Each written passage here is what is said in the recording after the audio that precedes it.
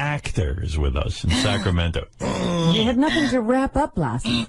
What did you do? Hey, you know, there was no AGT last night, so Eric couldn't do his AGT SFSC show last night. It's JFSC, and I only do it Wednesday nights. Oh. Why wouldn't you do your show right after America's Got Talent airs when people are anxious to talk about it? Because I want to wait till both episodes air. I see. That's important, evidently. So you're the last to rap. Everybody else is doing it on the night of the show. Hey, where is my, hey, Gary, where is the Eric the Actor tapes of his last show, which was a hoot? There is, and he'll be very excited, there's an Eric the Actor AGT page. My God, Eric's last show was maybe the worst show ever in the history of Eric's career. Shut the fuck. Eric, why can't we hear you at least? Eric, you don't know how bad the show sounds? Do you even listen to your own show at all, played back? Do I sit and criticize your show? You can do that. People do that all day and night. But Eric, you're the star of the show, and all I hear is the girl you work with. If we even hear her papers rattling is louder than you. You can't tell me that you're not upset about that. She had all the questions in a Ziploc bag, and that's the noise that you heard. Yeah, but Eric, the noise was louder than you. How can that be? And she doesn't listen to the show while she's doing it? What, you mean she doesn't listen to our own show? Yeah. I mean, I can hear the sound mix on my show. Do you guys wear headphones? No. Oh. Her and I don't. No. But what? How do you hear each other? Because we're right near each other. Oh, you're in the same room. I see. Yes. I'm in the same room with Fred. We all wear headphones so we can hear what's going on. So you can hear the relationship of sounds. Eric, your show would be 1,000 times better with just that improvement. And Eric, by the way, if the guy who's the greatest radio performer in history, the most successful, gives you advice on a radio show, be smart enough to take it. What? There's nothing professional about this setup. There's no microphones or anything. They're just using whatever mic is on the camera. Is that right? Yeah, there's nothing. There's nothing. But don't you admit if Eric wore headphones, he'd be able to hear that his show is in disarray? the show's in. The audio is the. I mean, Eric is it's the Eric the Actor show. Yeah, the whole show's in disarray. He doesn't know what the hell he's talking about half the time. And let's get into the tape. Eric, since you don't appear to listen to your own show, I'm going to play it for you, and I am going to critique it. I was going to say, has Eric ever listened back besides when we play it for him? I don't know. No. Can you imagine? How unprofessional is that? Aren't you curious how you're doing? I take the word of other people. Yeah, well, and what do they say? Oh, a lot of people have said it's a good job. I got to tell you something. I drive around in my car all day with Howard 100 and Howard 100 on, and I monitor what's going on, including myself. Right. I need to hear what's going on and what the show sounds like to a guy in his car. And I know you. I know you block everyone who says anything negative, but maybe some people are trying to help you. He only gets good reviews because he blocks everyone who's negative. Right. As soon as you're negative, you're done with Eric. But, you know, if Eric really was serious about broadcasting, he'd listen. You have to listen. Listen, I've been going on Letterman's show for years. Whenever I appear somewhere, I watch it at least once to see how my performance was. How do you think you get better? It's awfully arrogant, Eric, to think that you're going to be a star and a superstar talent without even... You're so bored you're not listening to yourself. All right, I'm going to play this for Eric because this is the opening of the show. I know I played some of these yesterday, but Eric was quite perturbed with me because I played these without him being here. Oh, really? Which is ridiculous. But all right, I'll do it here for him now. Here's Eric's opening to the show. Okay, attempt number 2 here. Welcome to the JFSC. Wrong. By the way, if I may point out, the woman typing over Eric. Do you hear this, Eric? And also, I couldn't even make out the first 5 words Eric I don't said. know what he's saying. He said, but he's trying to work out the name of the show, is from what I can understand. And then he goes, no, that's wrong. And he starts again. I don't want to start off the show.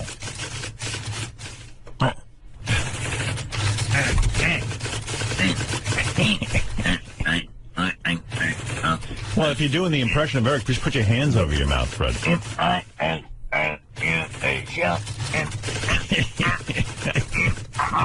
Yeah, we can hear you through that.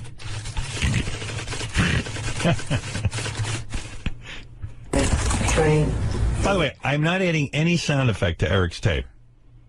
I assure you, this typing is the real deal. The old show, the JFSCTV.com AGT Wrap-Up Show. That is not me. Your host, Eric, the actor, which is me. And we're going to recap the America's Got Talent. It's been on since, what I think, May 14th.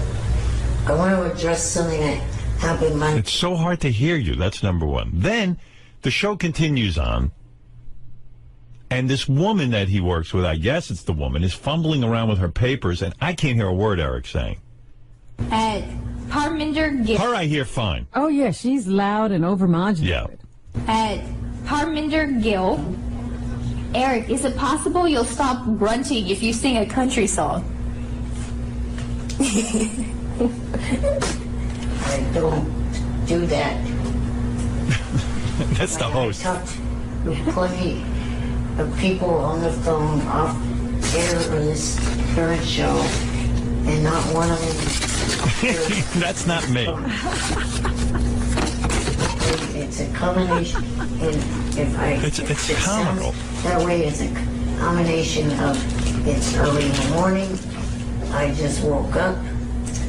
Eric, if I did the show, and it Does Eric really want to be on the show? It almost like he is in another room. Yeah. Out the door. What if the show sounded like this? Hey, Robin, how you doing today? And I tell you, last night I was watching television. I had a great time.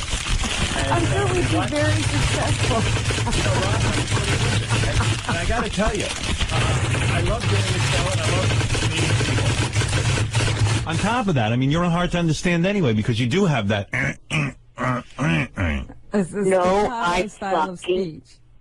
No, I fucking don't. No, you have a voice that is difficult to understand sometimes.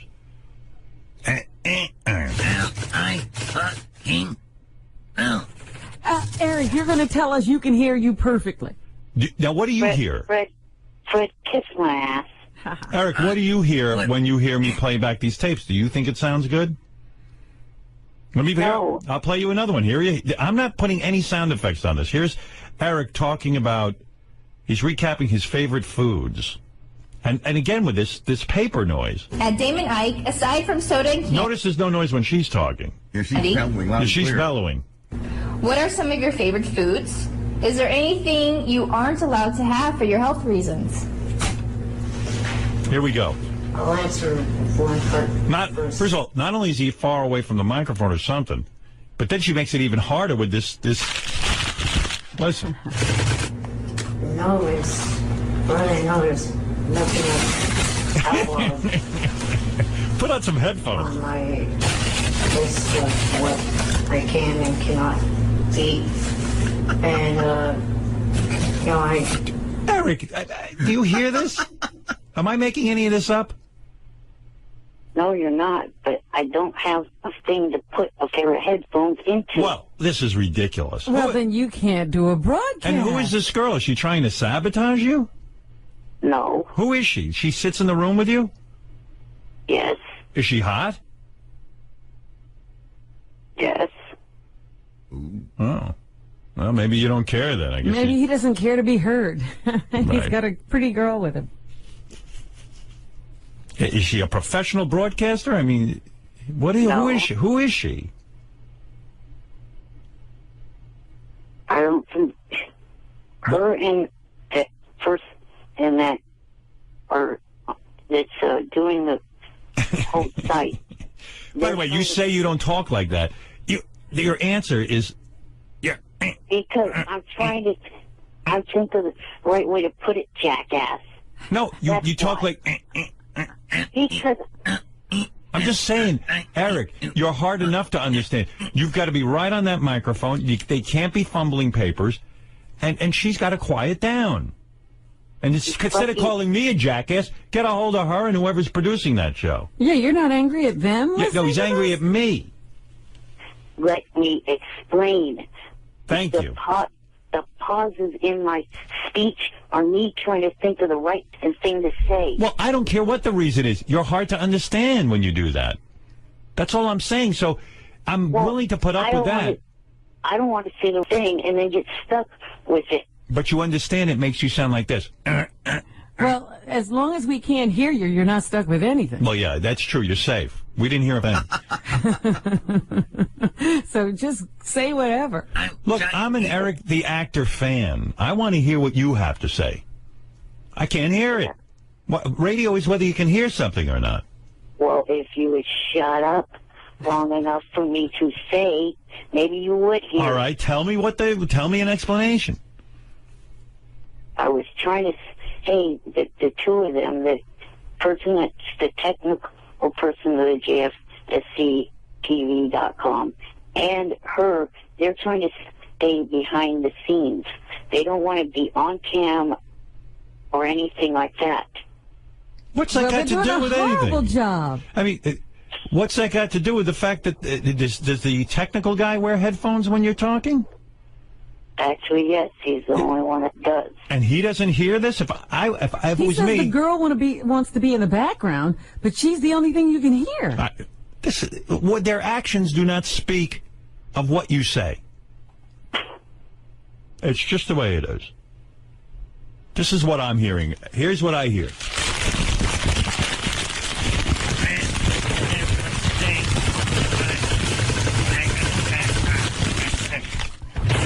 That's what do you hear, Fred?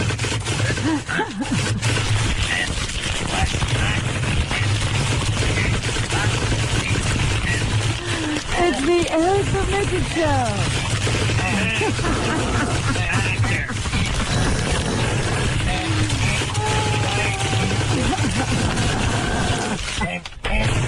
All right.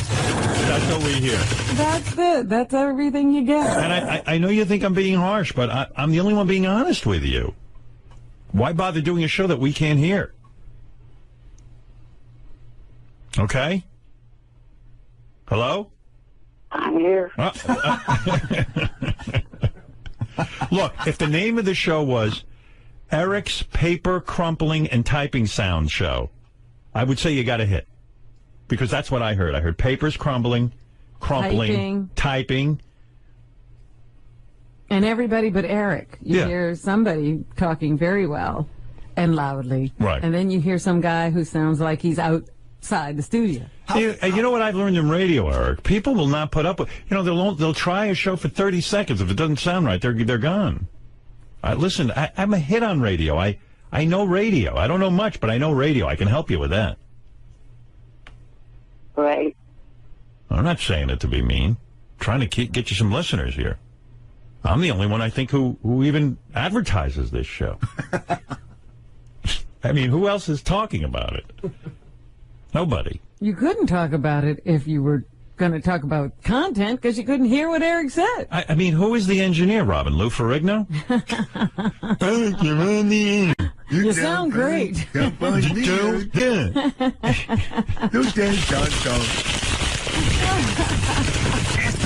it up. You're doing great. Thank you, Lou. You know I play the Incredible Hulk? Thank you. All right, Eric. Well, I hope this was of use to you. I don't know. I'm trying to be constructive. Do you think you'll go back and make some changes? I'm actually considering possibly putting this on hiatus till the technical issues get worked out. Yeah, I can see why. He's frustrated. Well, let's hope you get it worked out and you don't have to go on hiatus. All your fans are waiting for the next show. I know I am. Right.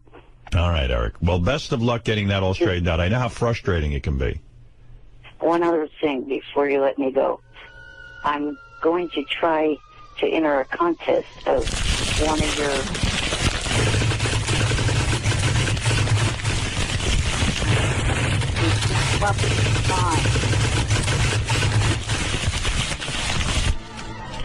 Well, thank you for that, Eric.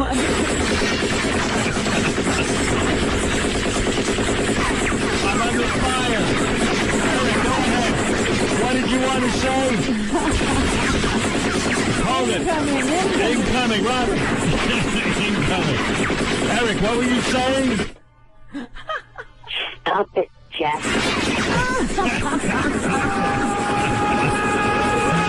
Robin, duck. I mean, I hear a duck. Oh, it's Eric. Hey, I'm going to enter a It is an contest illusion. that started yesterday. What contest are you starting? No, I didn't start it. I'm entering one that started yesterday. Yeah, what is that? So the coast. Hold on, Eric. There's a duck sound. Stop it, duck. Wait, you duck. Get a gun and shoot it. Wait, hold on, Robin. I'll get the gun. Eric, keep talking. Hold it. What did you say, Eric? Something about a contest? All right, I got him. That's time. All right, I'll turn off my gun. Yes, did you say what you had to say? The Live with Kelly the co-host search. Oh, that's a good one. What is it? The Live with Kelly co-host search. So Eric, the actor, could be a co-host I on would Live love with Kelly? that. I would do anything to see that. So what do we vote for you? Well, first step. By the way, their votes are because somebody we voted for to be her co-host, like they still didn't let him on. Really? Remember the last time they had some sort of vote and we put somebody through? Like we got him like 1 million votes and they still didn't put him through. I think it was Booker. Oh, yeah. Like if we get Eric all the votes, I bet you they still won't let him co-host. No, him, huh? they won't. They don't want this great broadcaster? They don't want, maybe they don't like handicapped people over at that show. Maybe they don't want America to see handicapped people. They don't want a show that sounds like the one that was played last week? Well, I think the engineering would be better on that, Robin. You think Gelman could help get Eric on mic? Do you think Kelly would just be going like this while Eric's talking?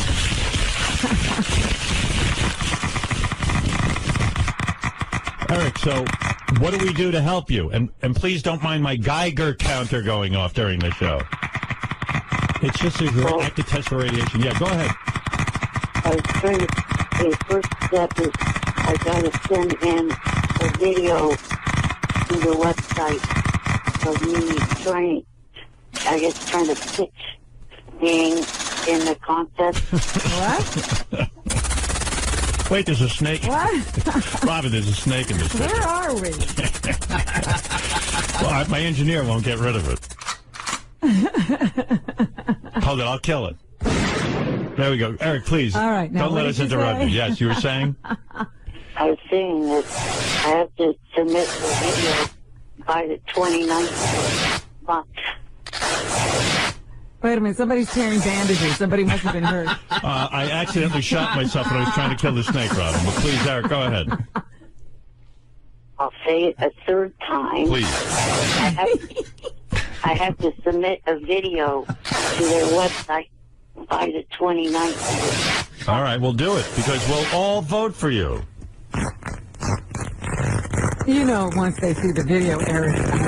Oh, I'm sure it's going to be a great video. Would you send me a copy of the video just so I can see how you're doing? Where are you taping this video? I think in the same JFSC studios. On my laptop, probably. Yeah. What do you have an agenda for the video you're sending, Kelly? No, not really. That's good. You're just going to do what? What are you planning to say? I'm going to... Hey, hello, Kelly. Here's what's in the news. This is what... You know, you should be like Regis. If you're going to get that job, you got to go... last night, I went out to the 7-Eleven. You know, it would really be nice if you would let me answer Robin's questions. Sorry, go ahead. And don't blame the horses that are coming to the studio. That's right. The Belmont is running through the studio. Yeah, the Belmont Steaks. What I was going to do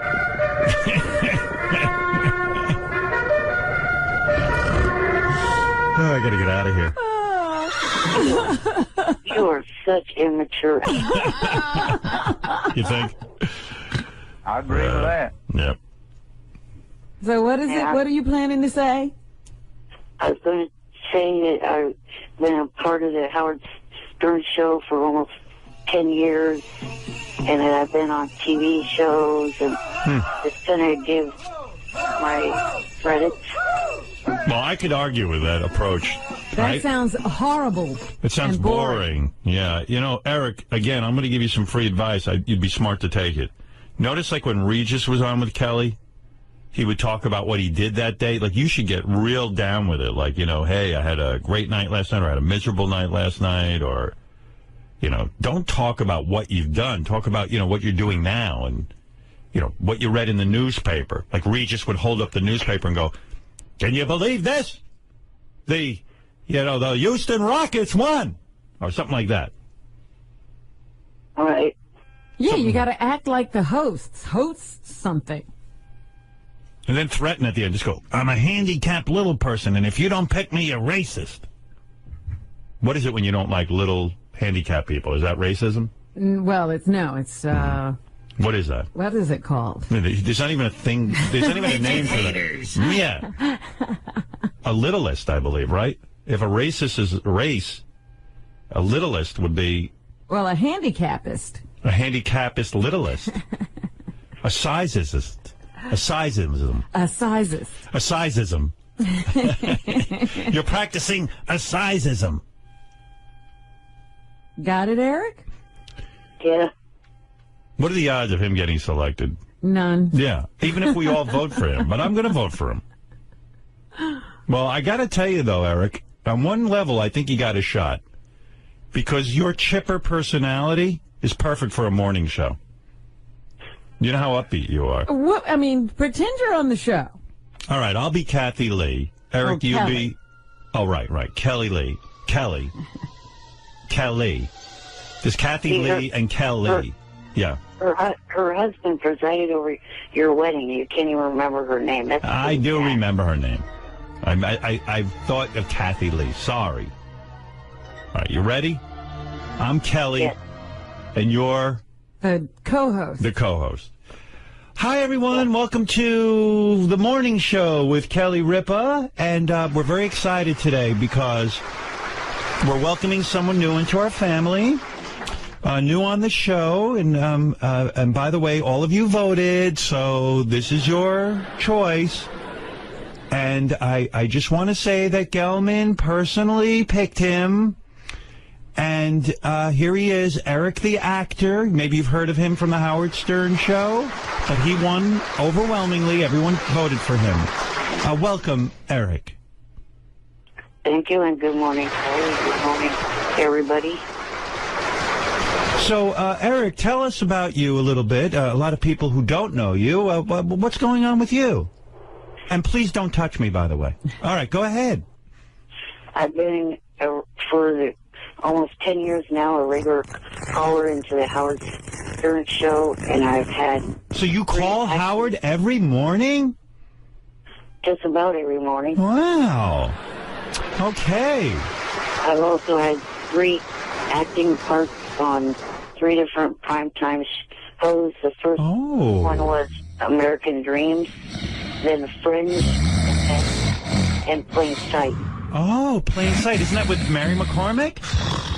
Yes, it is. I don't remember seeing you. What did you play? The doorstop? I was in the 2nd episode of the 5th season. Oh, wow. I played a landlord. Okay. I'm changing the channel. I'm sorry. Yeah, I thought Eric was going to take over, but he wants to talk about his credentials. Right. He just and you know, Eric, when you show up, the first thing you say is not that, you know, you've been a caller on the Stern Show for 10 years. You got to explain. I don't know. You know what, Robin? You don't know everything. Eric's got a plan. Well, Eric, it's great having you here. We're going to bring out the North Shore Animal League now. They're bringing out a 40-pound cat to eat you. He's going to eat you on set. Any funny anecdotes from the set of Plain Sight? Must have been great being on the show.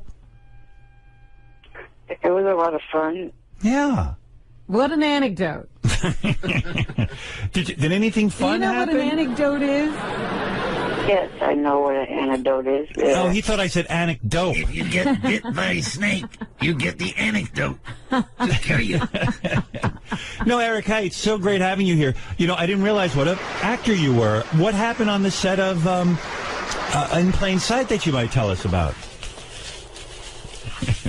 Well, just got to meet up the cast and the crew and do my part. Wow. Nothing funny happened? I could see why Gelman picked you out of all the people we could have chosen. Nothing happened while you were on the set? I don't mean to tease you, Eric, but what I heard about you. The story of I the heard werewolves? I heard you were afraid of werewolves when you were working. Well, didn't encounter any. Eric. Hey, come on, Robin. Oh, my God. You don't think this is fascinating? This is awful. You don't think Kelly and Eric make a good team? Eric's not giving anything. Are you saying if anything ever happened to me, Robin, you wouldn't work with Eric? No. Oh. This would be a nightmare. Right. You know why she says that? You were waiting for something funny or some funny anecdote. And you should say, like, you know what, Kelly? Just before I went, one of my friends convinced me that werewolves actually existed, and I thought I might get eaten by one when I went to the set, so I made sure to put a rider in my contract that it had to be werewolf-free. Look, Elephant Boy's laughing at that. Robin, maybe you should co-host with Kelly. You were pretty good. All right, well, Eric, I wish you luck with all your new endeavors. Please let us know when we can start voting for you, all right? That'll be never. They'll just totally reject this tape. You better show us that tape before you send it. Yep, send me the tape so I can critique it and maybe improve it a little, all right? Okay. All right. You know, I've taken a special interest in your career, as you know. I mean, I'm responsible for getting you on a lot of shows, and, I feel sort of a sense of responsibility that maybe I could help you with this, this co-hosting thing. In fact, maybe even get that girl that you work with to play Kelly and have some bouncing back and forth between the two of you. That would be my first advice. Rather than make the audition tape yourself. Try to get a partner with you. And then, just to clarify, you guys are on air next week, right? Yes. Okay. Why is that? Well, so if I send you the tape... Oh, right. Okay. All right, Eric, I've spent way too much time with you. Best of luck. And please have your engineer listen to this show a little closer. Thank you. Right. All right. Just trying to help. All right, Just Eric. remember, poor JD is out there listening. Right. He's forced to. JD's probably the only one who's forced to listen to the entire hour. All right. And with any luck, Eric, if you listen to me, you'll be my heir apparent. You know what that means? Yes. What does that mean? It means the person that follows you. Uh-huh. You're designating him. I'm grooming you. Thank you. Okay. Bye for now. Bye for now. Right. Eric the actor, everyone. Eric, There he goes. annoying motherfucker. Robin, by the way, you were very helpful with Eric and trying to mold him. I just see that audience going down to zero. Well, he starts, I got to meet the stars of the show. And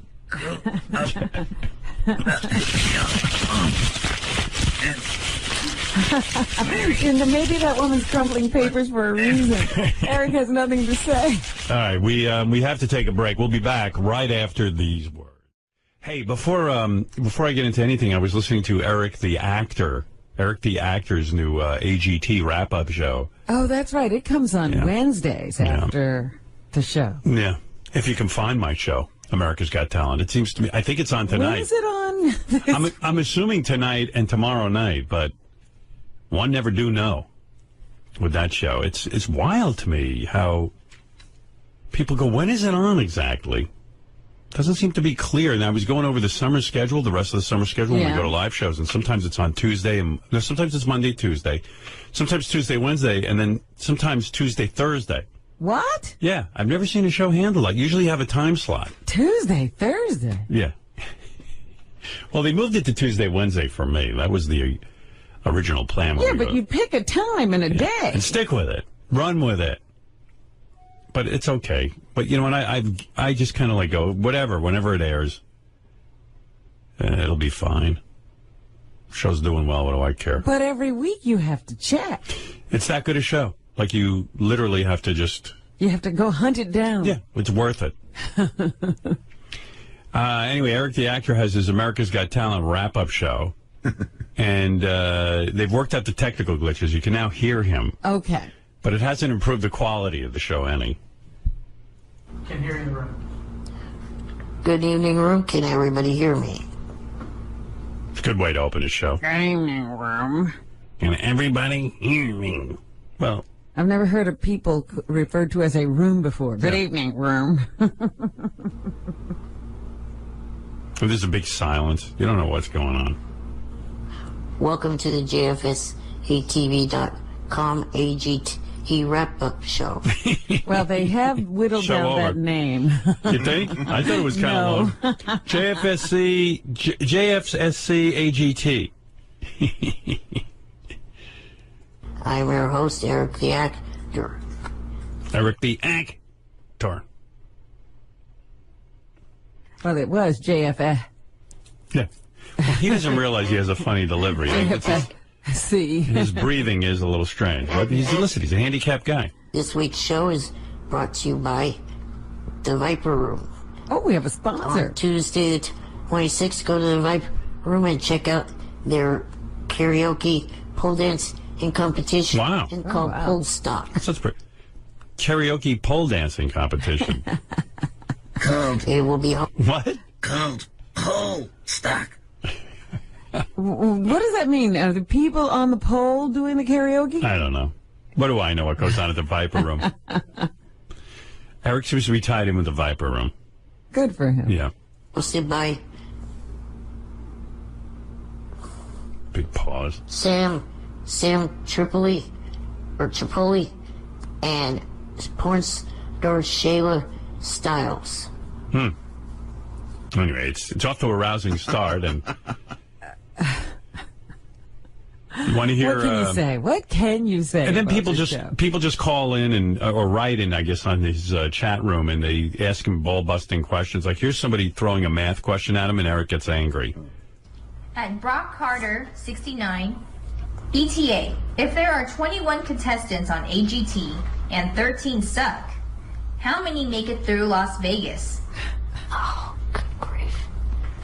Gee, I wonder why they're asking this question. I'm not answering it. So he won't answer any math questions. Well, I just realized that Eric the actor is ETA, so now Right. he's ETA. This is ETA on the JFSCAGT Wrap-Up Show. There's a lot going on there. So then finally he just starts yelling at everyone for asking math questions. Despite what some people think, I don't get paid to call into the show. I don't get paid for, having these... We don't pay him for all those great calls? Being bad at math. Yeah. Isles Porcus. Eric, if AGT is 1 hour long and a marathon shows 4 episodes, how many minutes of AGT were aired? Enough with the math questions, you dumb fits. There's some sort of audio problem this week where you notice it cuts out every Yeah, minute. misses some of his words. Yeah, but makes it funnier. Kirby Orton, are you voting this fall? And who will you be supporting in the 2012 election? Yeah, I'll be voting in November, and I'll be supporting Obama. Who?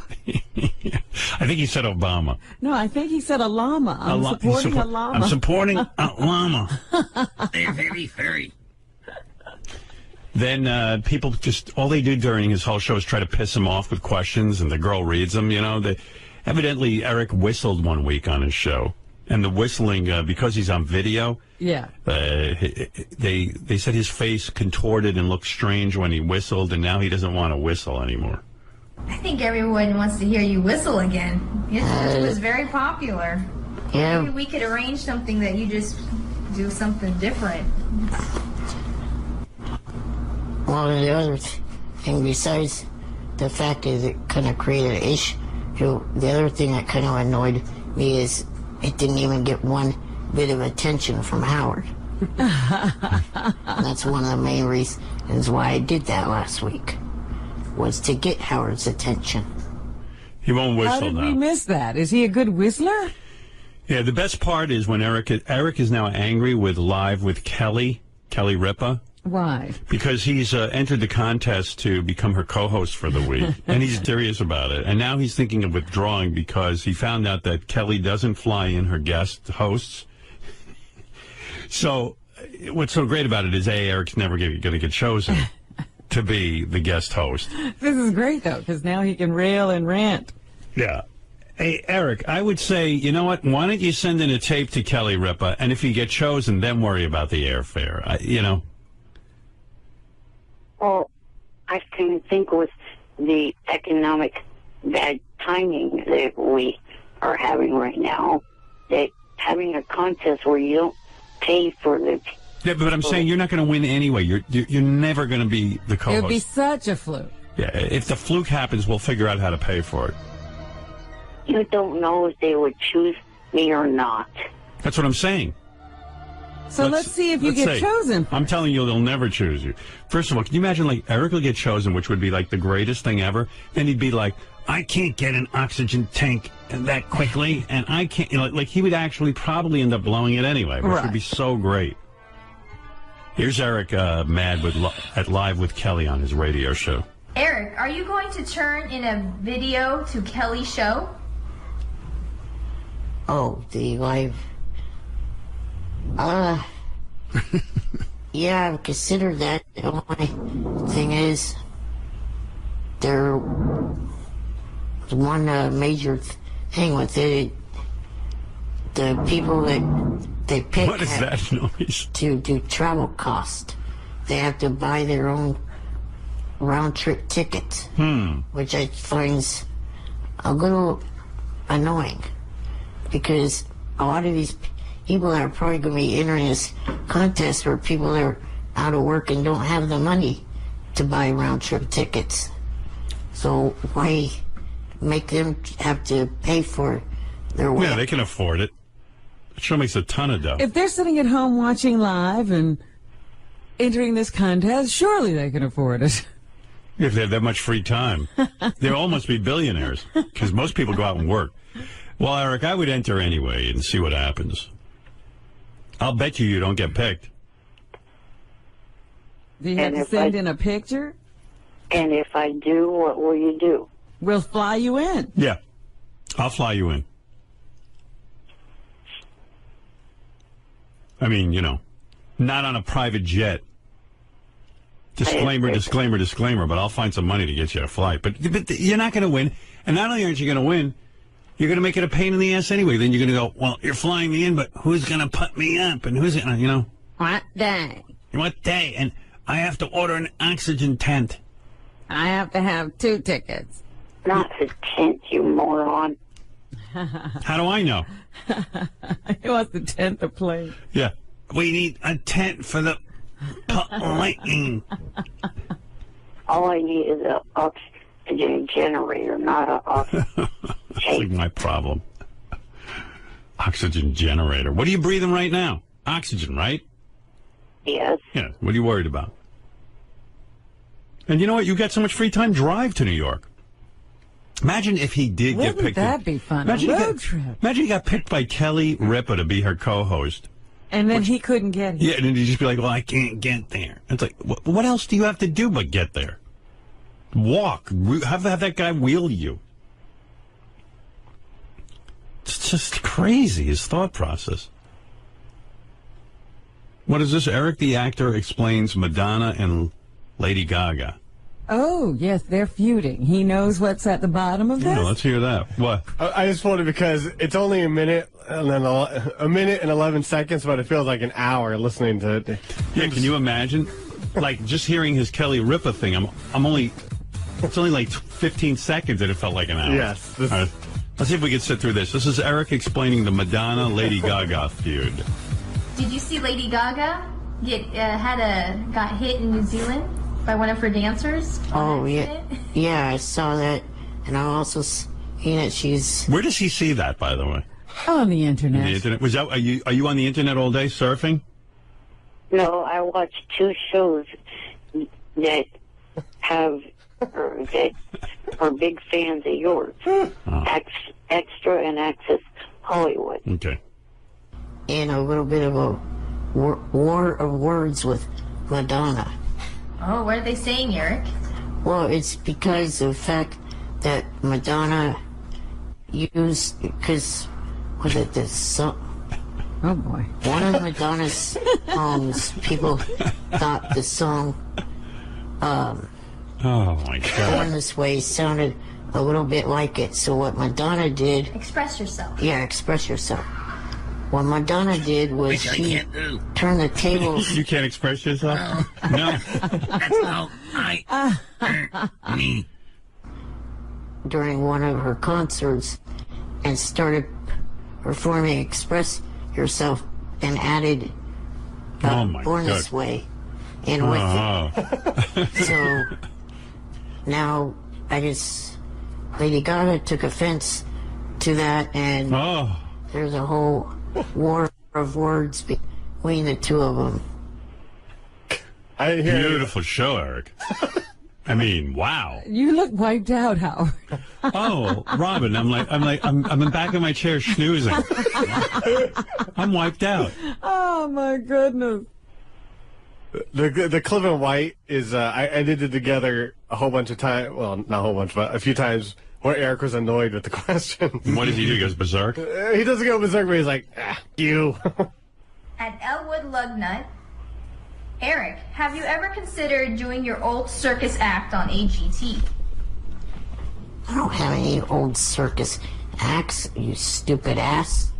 At Real Disaster Us, Eric, people accuse you of grunting when you're clearing your throat.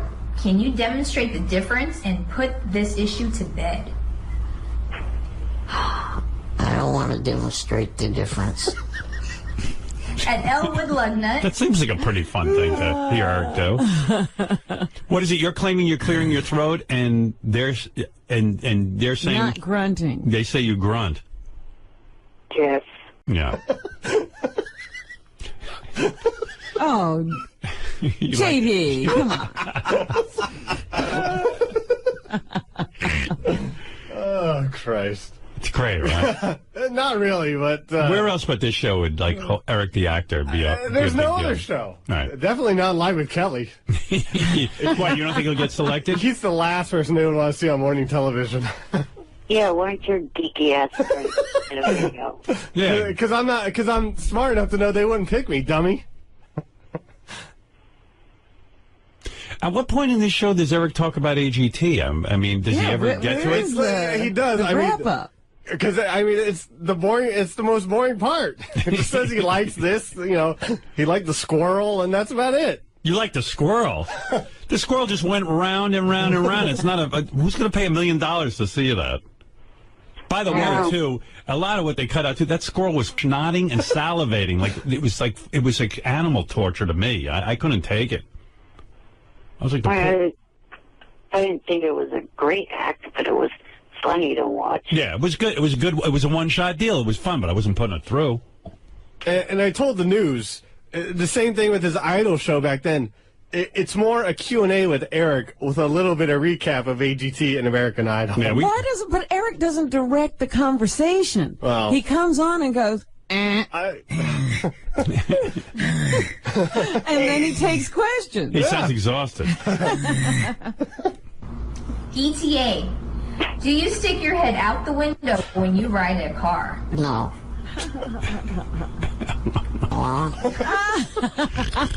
At Miles Porkus, what is your favorite game at Chuck E. Cheese? How many times do I have to tell you I don't go to Chuck E. Cheese? Yeah. Idiots. I think they know that. I think they're just trying to get under your skin. You've never been to a Chuck E. Cheese? I could see you going there. Not since the 90s. What was your favorite game? What was your favorite game? I get back then skee ball. All right. Well, that's an answer. Skee ball. See, Eric, that's how you answer a question. He played skee ball. No, I was the skee ball. In the 90s when my brother was a kid. All right, okay. I had enough of Eric's show. All right, Eric, very good. I love Eric's show. Right. Yeah. We're talking about... You love it. That's your show. Yeah, I love the playback. We wrap up Eric's show. Yeah, we do a wrap-up of the Eric show. Well, I really would like to know what he thought of AGT. He liked the squirrel. That's it? Yeah, but you know it's not $1 million act, right, Eric? Right. And given the fact that he only aired one show last week, there wasn't all that much to talk about. I know.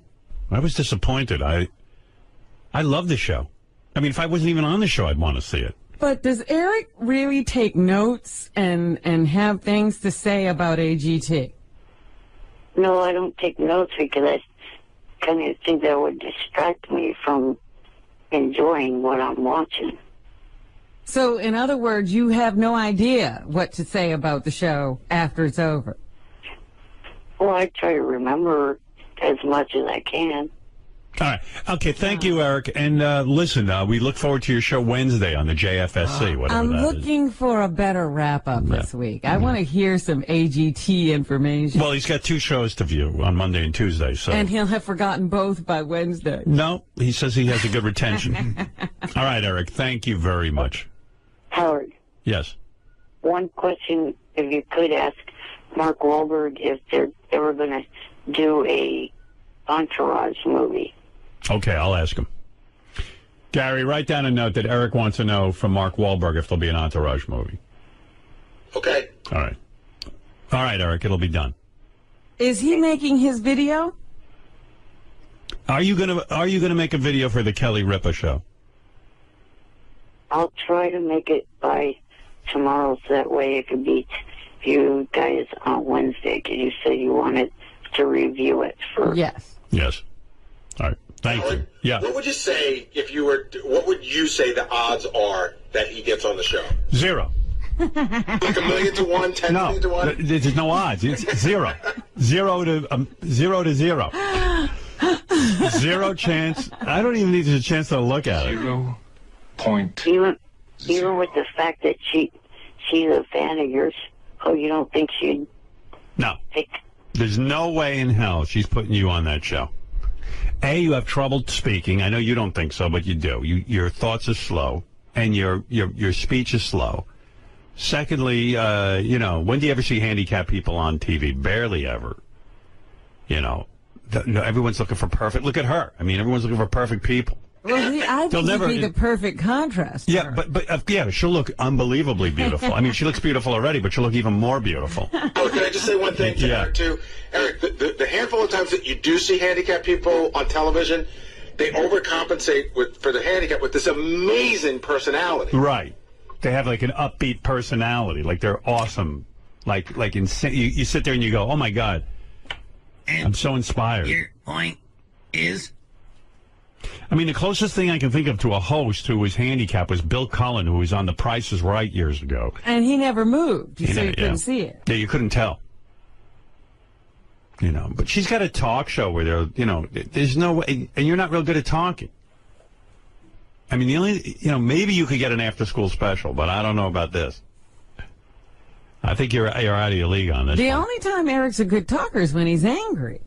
Right. And you can't do a morning show like that. And Kelly's not going to do angry talk with him. She's going to be like, listen, you little fidget, and then get him all worked up. Eric, what's your favorite game at Chuck E. Cheese. Yeah, I don't think she's going to ask him about his favorite game at Chuck E. Cheese. She's not going to want to offend him. Right. But whenever I see handicapped people on TV, they're very, very upbeat. Like, we had guys in here with no legs and no hands. And remember that tennis player that we had in? He was amazing. He had no feet or something. And, he's just like, I don't care. I can overcome anything. Eric gets on. People hate the handicap.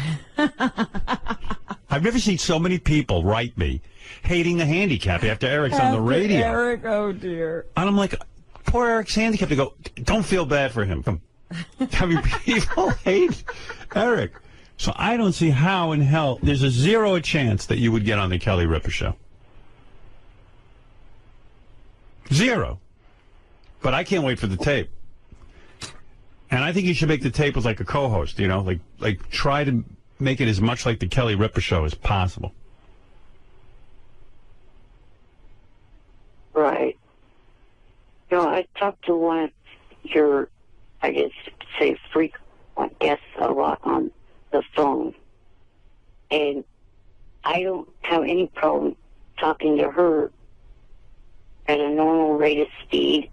And other stuff, every time I talk to her on the phone, I've never talked to her slowly or anything like that. All right, well, prove me wrong. I'm telling you have 0 chance. He has no clue. Yeah. I think if you think that's your best shot at doing it, get her to do the tape with you. Right. Do it with your friend. All right, well, send me the tape. I'll critique it. Yeah, how's that possible? Tabitha lives in Vegas. Oh. Oh, well, that's too bad. Yeah. All right, well, I got to go anyway, okay? I wonder why he wanted you to see his whistling. Because he's got to be funny, and I talk about it on the air and stuff. Robin, what is it about his whistling? Because he makes weird faces when he whistles. And people were making fun of Eric, and Eric doesn't want to be made fun of. All right, enough of the Eric world. Eric, I got to go. Keep me posted on the Kelly Ripa thing, and let me know about the new AGT Wrap-Up Show. Thank you. Okay. All right, later. All right. I mean, how many minutes can I spend with him? I would like to hear him whistle now. I'm very intrigued. Yeah, but you got to see him whistle. That's the whole appeal. That's why he doesn't want to do it anymore. After he whistled, everybody was tweeting pictures of him whistling. Oh, my goodness. And, it wasn't his best look.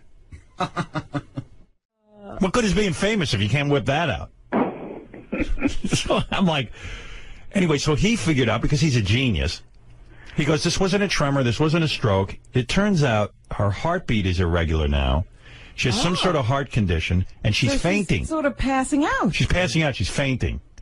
And he says it's a miracle she didn't break all the bones in her body rolling down those steps. Wow. Because she's arthritic, too, now. Yeah. And I love this dog, and Beth loves this dog. And the dog can't die. I said to the dog, I sat at the dog down. I said, you can't die on me now. I don't have the time for it. I got AGT going on. I got the live shows. And she stares at me like she knows, All right, I try to hold out until the end of the season. Yeah, you've got to just pull your shit together. I'm not canceling AGT because you died. You're a dog. You'll make me the laughing stock of the world. And I've made this vow that I every morning I wake up and the first thing I do is I sit with her for 10 minutes and I give her a lot of love. I hug her, I kiss her, I tell her that she's a good girl, the whole thing, because I go, how much longer am I going to have with my dog? Meanwhile, she could end up being here for another 5 years. Who knows? But you don't know. And it's horrible. You know what? And the relationship you have with your animal becomes closer as they get this way. Oh. Don't even so it makes it even harder. I had to go into therapy and become a human being. Just in time to watch my dog die. In the old days, I'd be like, oh, good. Now I have free time. Now I'm like all attached. And then our cat Apple, the one that we took in, now she's sick. The first one. Beth calls me last night, goes, oh, the cat's sick. I go, what do you mean? She goes, really sick. I go, what's wrong? She's throwing up all over the place. She can't hold her urine. And this cat's completely clean. What are you talking about? What am I talking about? This is what I'm talking about. Well, don't forget, she has a lot of issues. She's on a lot of medication. Oh, is she? Yeah, that's the cat we adopted that nobody wanted. It had no fur. Right. She has to take medication to keep from eating herself alive. Oh. But she's great now. She has a great life. She's got a great groove. We love the cat. Now she's all fucked But doesn't that medication do something? Yeah, there's ramifications of the medication. So, but we knew that. We'd rather she have 2 good years than a life of misery. Right. Oh, with these animals. How many do you have now? I got 3 rescue cats and Bianca. Well, you said everybody's sick. What else is going on? No, the other 2 are healthy, but... Walter and Leon are... Well, Leon, we just pulled together. He's, we adopted him, and he was a mess, and then now he's fine. He's the one who sits in bed while I try to fast. And he's huge. He's like a person. He takes up the whole bed. It's like there's another dude in the bed with me. So finally I go to Beth. I go, please, you're the one. She goes, well, why don't you take the cat out? She knows I can't because I don't want to pick the cat up. She goes, all right, I'll take the cat out. She takes the cat out. I start banging. I'm 30 seconds in, which is maybe I've got a minute left. Because when I bang Beth, I can't even look. I mean, I tell you, I blow a load immediately, even still to this day. Poor woman. And the cat starts banging his head into the door to get in. Oh, my goodness. Just for the lousy 2 or 3 minutes, I go, can you shut up? It's like a crazy house.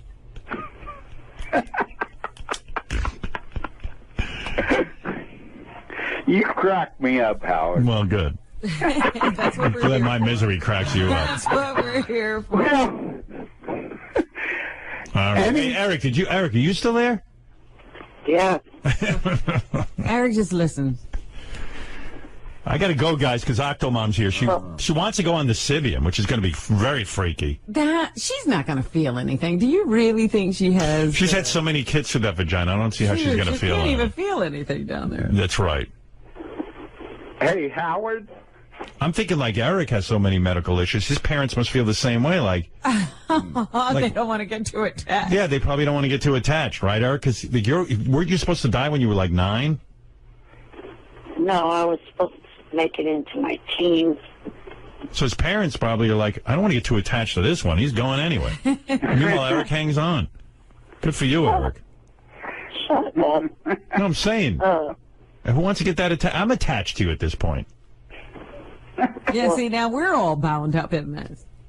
Now, I was calling to help you with a couple of things about your AGT. What? Eric's a bit of an AGT expert, so he can... He has some, tips for you? Tips. Go ahead. Well, you were trying to figure out out of the 48 performers how that's going to work. No, I know how it works. Okay, well, yesterday you... No, I explained that they break them down into groups and categories. Yeah, groups of 12. Right. But it's not all the same. They don't take them for the kind of act, do No, they? sometimes they do. They do 12 each week for 4 weeks. I see. Yeah, I got to get on that live part of the show, Robin. I'm ready. Yeah, you're ready to get rid of these There's people. a couple of people need to be.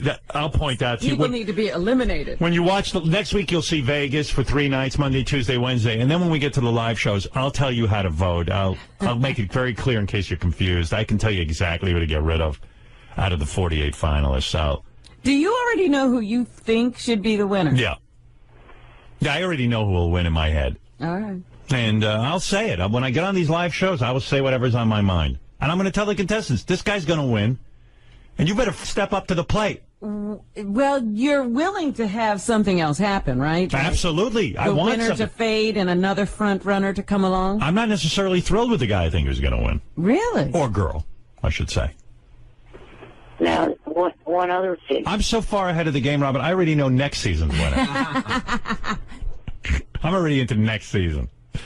One other thing about the show before you let me go is the fact that on the 27th of July, with the Olympics coming up, be ready for NBC to really be shifting the show around. No, we're not on for 2 weeks during the Olympics. Oh, you're not? Okay, that's what they're going to do. Yeah.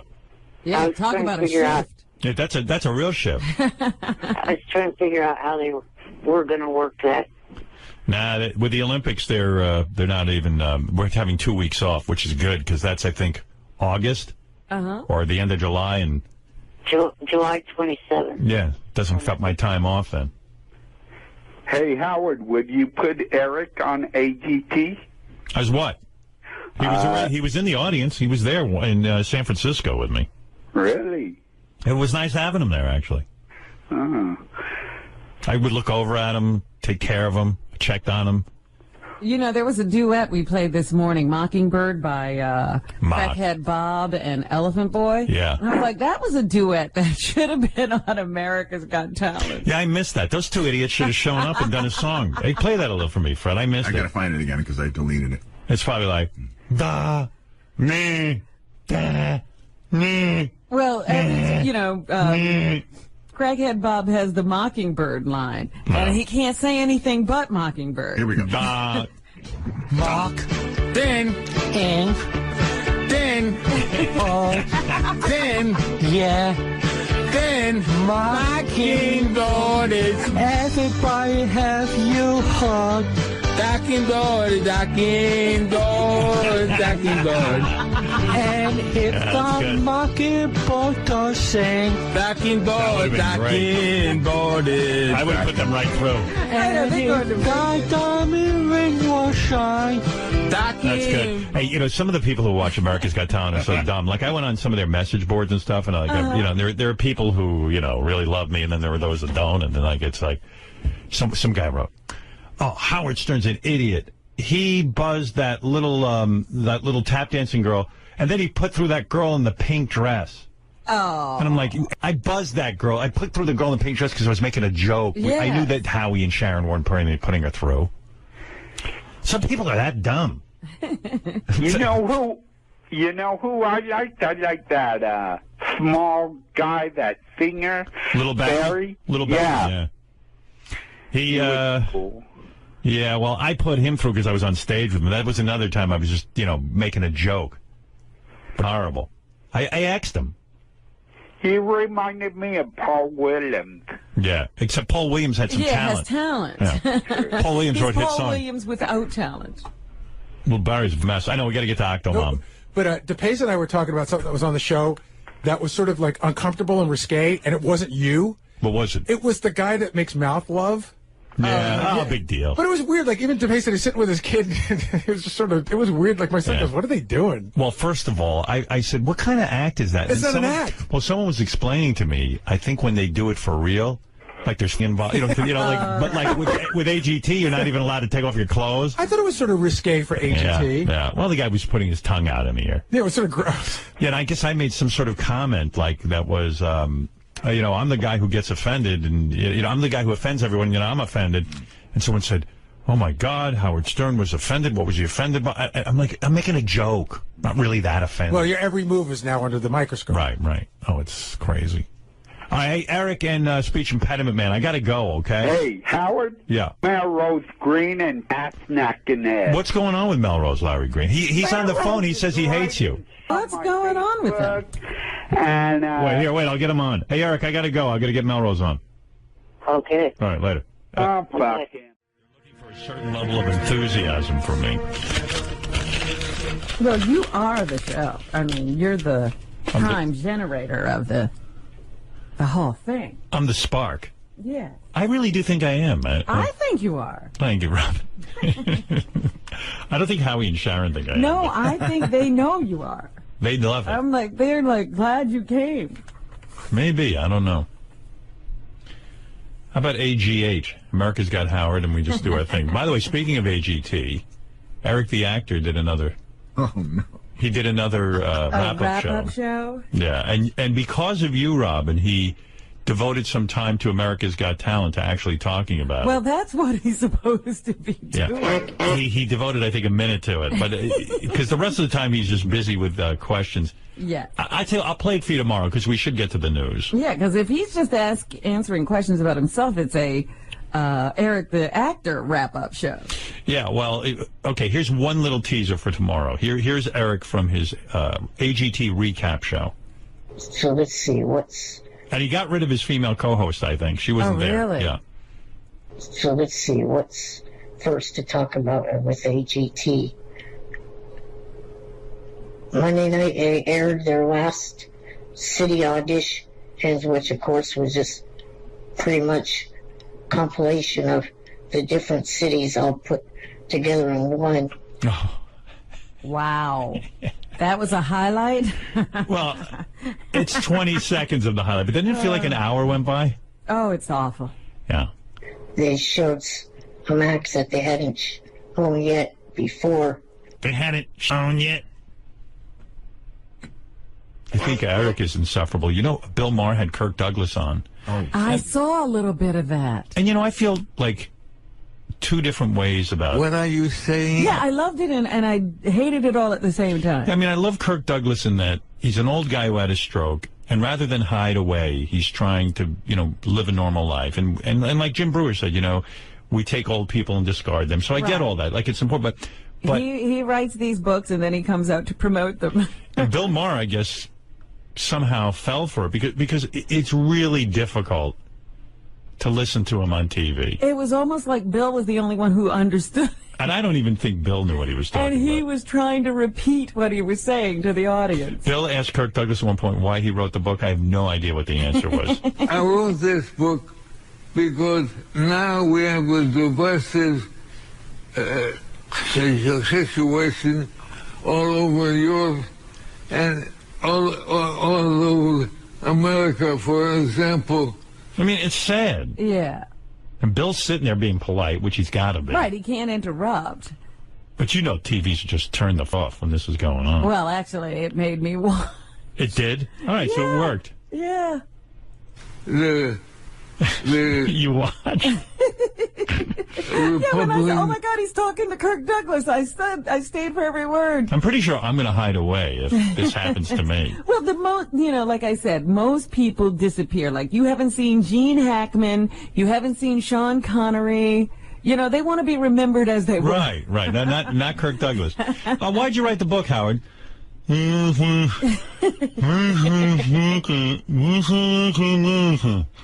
What? If you see me doing that, let's say I have a stroke, you know, who knows? You know, it could happen. And you see I write a book, and I tell you, Robin, I'm going on tour. Why'd you write the book, Howard? Say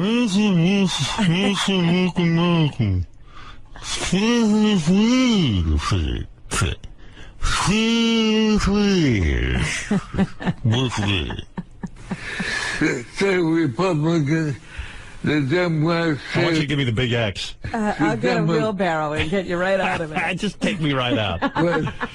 And where are the Americans? You watched the whole interview?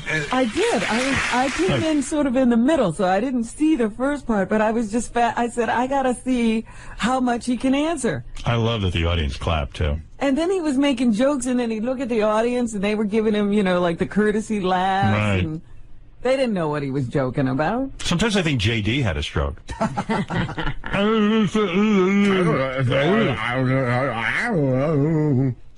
Because when I look backwards... Bill Maher asked Kirk Douglas about the blacklist. Remember, he was blacklisted. Right, yeah. Actors were being blacklisted and writers were being blacklisted. During the communist witch hunt. Right. The McCarthy era. Because when I look backwards, I saw when I did Spartacus, and you couldn't use a name that would not accepted by the... It was...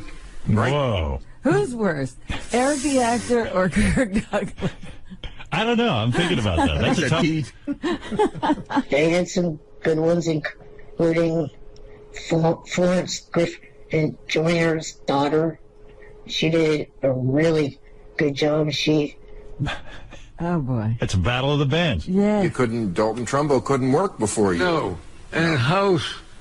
Thomas was the chairman of the committee, and he sent in all the blacklisted voices. I miss Dick Clark. Well, this is what I'm thinking, that Kirk is back because Dick Clark had stolen his thunder for a while. Yeah, that's true. You couldn't tell people in the 40s and 50s when you were a movie star that you were a Jew. It was like being gay then.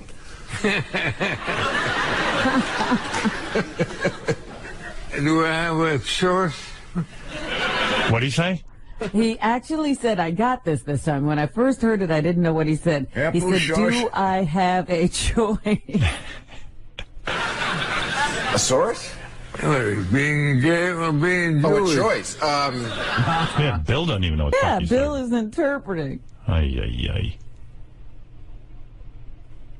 And then at the end of the interview, did you see that Bill said, we'll have lunch again, right? So he goes out and enjoys this kind of conversation when he doesn't have to work. What do you want? What do you want for breakfast, Kirk?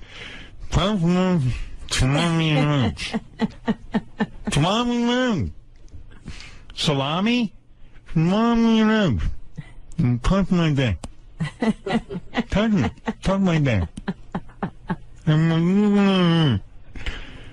Holy mackerel. But on the one hand, I do feel good that he's out there. You know, he's like, heck you, if I have the stroke. Well, the thing is, I mean, it's one thing, you know, to be, you know, still involved with your family, your friends, whoever. It's another thing to go on broadcast television. And we're back with the Jack and Rod radio show. And let's hear it for Jeff and Shirley Lawrence. They wrote a book called Hollywood Be Thy Name. Is that correct? That's it. Okay, the premise of the book is to let people know what actually goes on in Hollywood.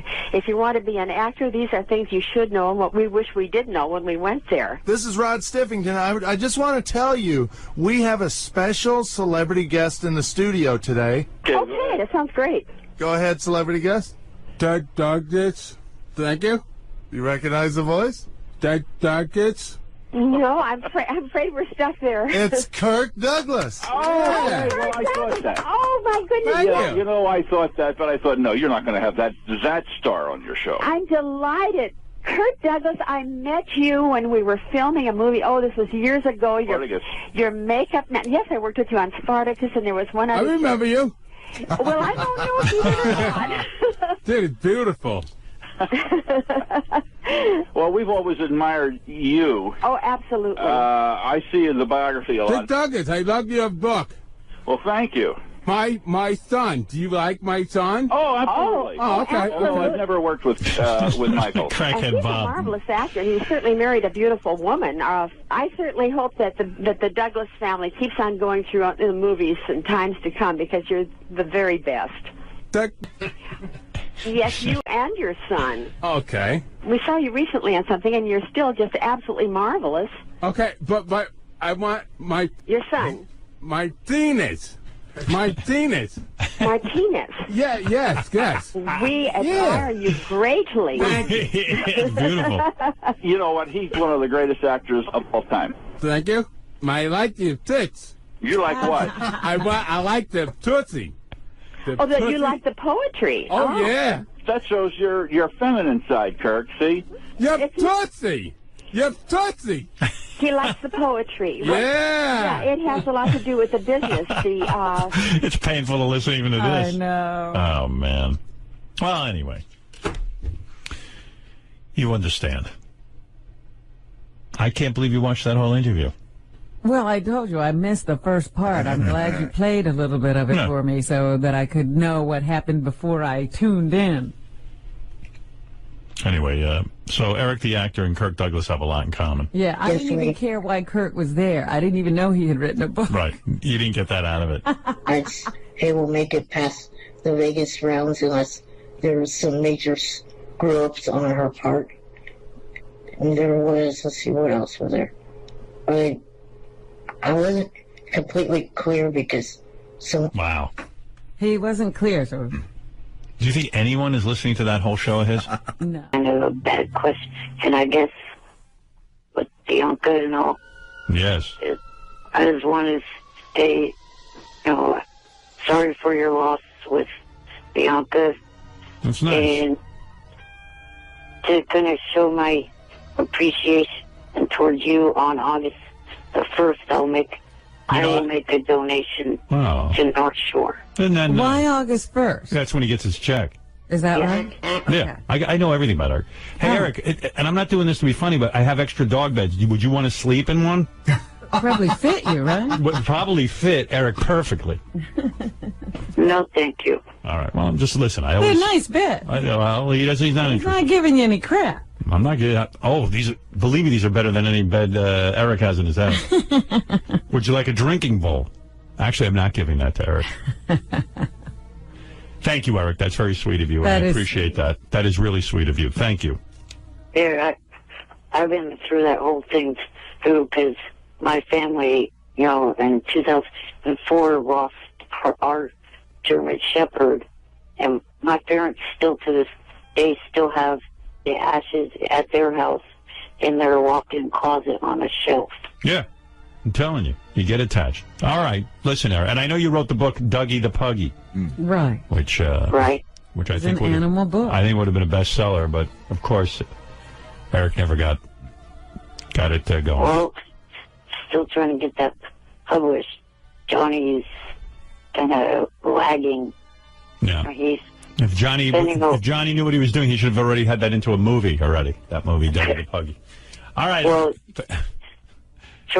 thank you. Trying to get him to do things is hard because right now he's spending a whole lot of time on set with Scott Baio and Jason Hervey on a project that they're doing. They're on a set? I'm shocked. I would think Eric would be on a set before those two. All right. Thank you, Eric. And fascinating. And by the way, why did you... Oh, I know why. I know the answer to this. I was going to ask him why he quit his America's Got Talent wrap-up show.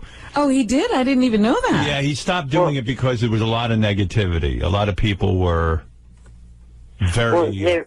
yes. There was that, but I talked about it with Johnny. The show's not completely canceled, even though there was also bad production on his part. The other reason, so the show is coming back. Oh, it is. Oh, good. At some point. By what demand? On hiatus. It's on hiatus. Yeah. All right. Well, good. We're looking for... I was wondering if he was thinking of maybe offering his services to Jason's wrap-up show with high-pitched Mike. Nah, that's all right. Well, I have been on air with them the last 2 weeks. Okay. Is that right? Yeah, Eric had a show, America's Got Talent wrap-up show. It was brilliant. I mean, if you'd ever listened to it, they got to bring it back. Did you say brilliant or brutal? Brilliant. Listen to it. Just want to say thanks for hanging in there. Had a little bit of a delay, some technical issues with the computers. So I'm here now. It was brilliant. Riveting. I mean, I don't know how people turned it off. Now, what I have here is the name of 4 people, or names, I should say, of 4 people that... I don't know what it is about people who say they can't listen to this. There's something wrong with them. Oh, hopefully, the people that perform next week are as good as the ones that perform this week. By the way, Eric, you'll be happy to know I looked over the talent that's coming up this week. I think this is going to be the best America's Got Talent week in terms of pure talent. Yeah, it's like that guy Horse who gets kicked in the nuts.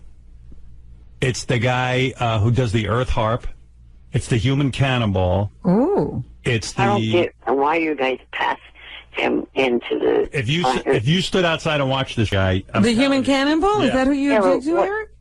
What more is the guy going to do? What's he going to shoot himself into the I told the guy... Yeah, exactly. I told the guy he should, shoot himself over, Niagara Falls or something. Oh, God. Really kill himself. So he's got to be... Listen, he's going to go through and do something dangerous. Or maybe the Human Cannonball and the Kick in the Nuts guy can combine. I was thinking, I wonder if that's ever happened in the history of the show where they... You shoot the Human Cannonball into Horse's nuts? It was nuts, and it's like his helmet just goes, at 50 miles an hour, just goes streaming right into this guy's nuts. Wow. But there's a whole... Sorry? To me, the Cannonball guy is like that annoying diving guy from last season. Yeah, well, but the diving guy never stepped it up except got higher and higher. I'm saying I think the Cannonball guy could be a force to be reckoned with if he just jumps over something cool like alligators or something. The more dangerous it gets, you know what I mean? But anyway, and then there's a bunch of other people. Wait, I wish I could remember the 12 who are going this week. I know it's the little boy who sings mariachi. Yeah, I saw him backstage. I passed him. Sometimes you pass them in the hall and you're not allowed to really have conversation with them. Maybe that's part of the rules I turned up. Because one day I was like, hey, man, how you doing? And someone pulls me aside. You can't be talking to them. I was like, real? I go, oh, shh. Yeah, that's not fair. I go, okay, all right, fine. No one told me, so I won't talk. Well, I guess what it is they don't want you to get a friendship with them where it make it look like you're going to pull for them and make it a little unfair to the others. Well, all I know is I was going over the talent, and this was the first week I went, there's like 7, like, remember that girl who's sort of like an Olympic, but she dances? And Oh, yeah, that girl, too. yeah, that girl's really good. And I was like looking at the list and went, this is one week where it actually might be difficult to eliminate people. And then there's going to be that guy who sings The Love Boat, right?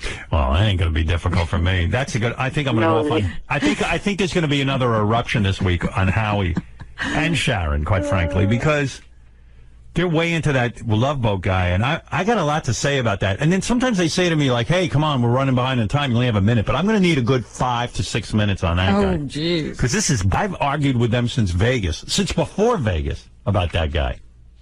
Yeah, that guy should not have made it past the audition. I have a racial theory on that too. I think if he was a white guy, they never would have put him through. You think Howie and Sharon? White guilt. White guilt? The guy sings the theme from Love Boat poorly. Like, it's not even that good. It's got to be that. But what could it be? there are other black people in the competition who have talent. That's true. Maybe it's not a racial thing. Well, I grew up black almost, so I don't have any of that.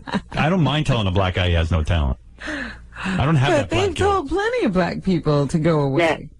Have you made...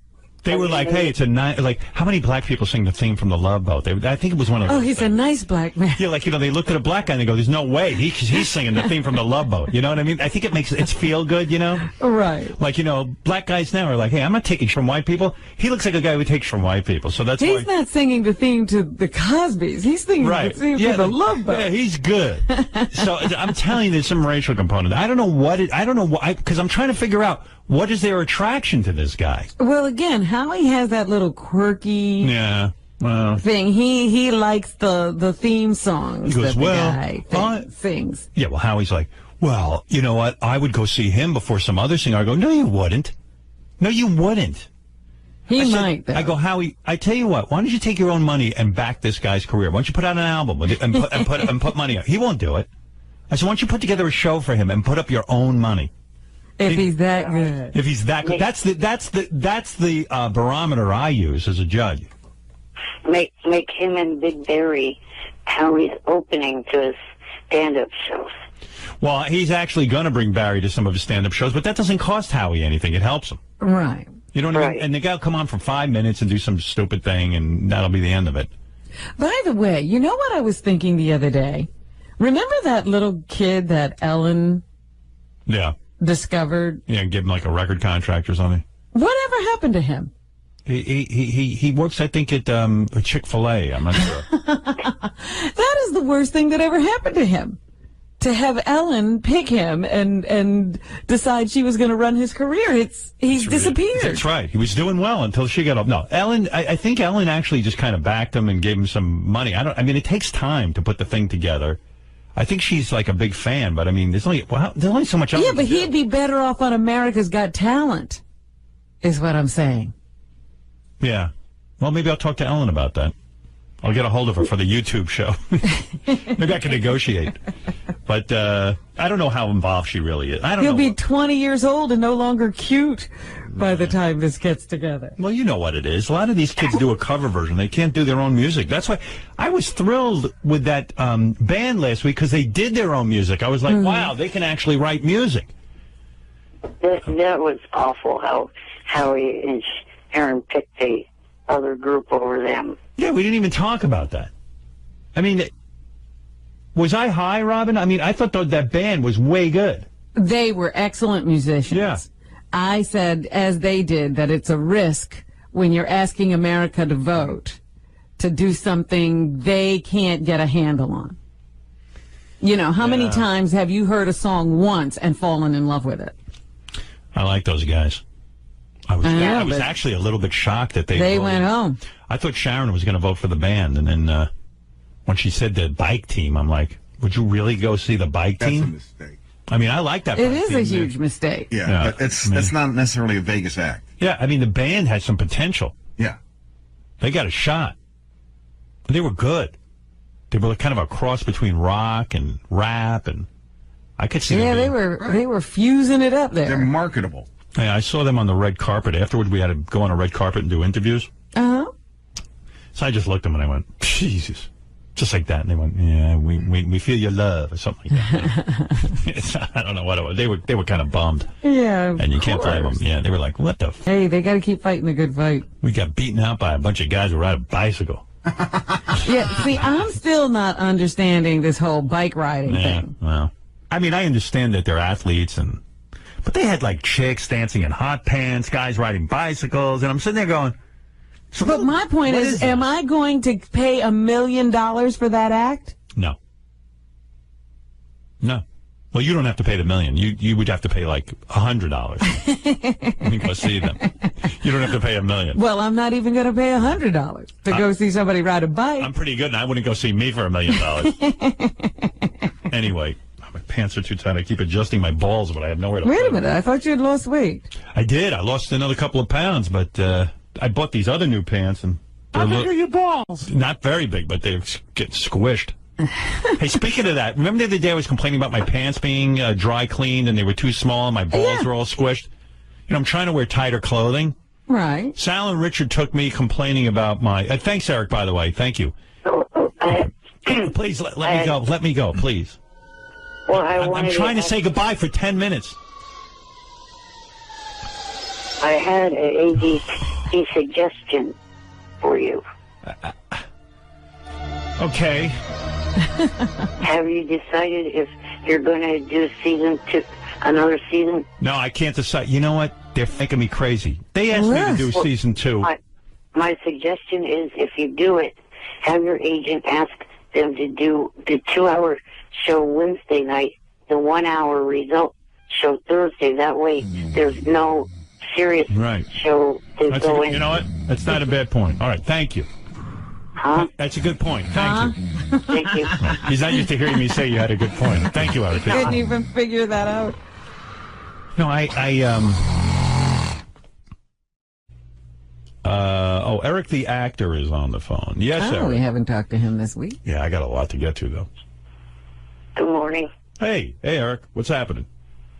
Not much. Just going to do a couple of things. One, clear the air, because I don't know if you heard or not, but there are...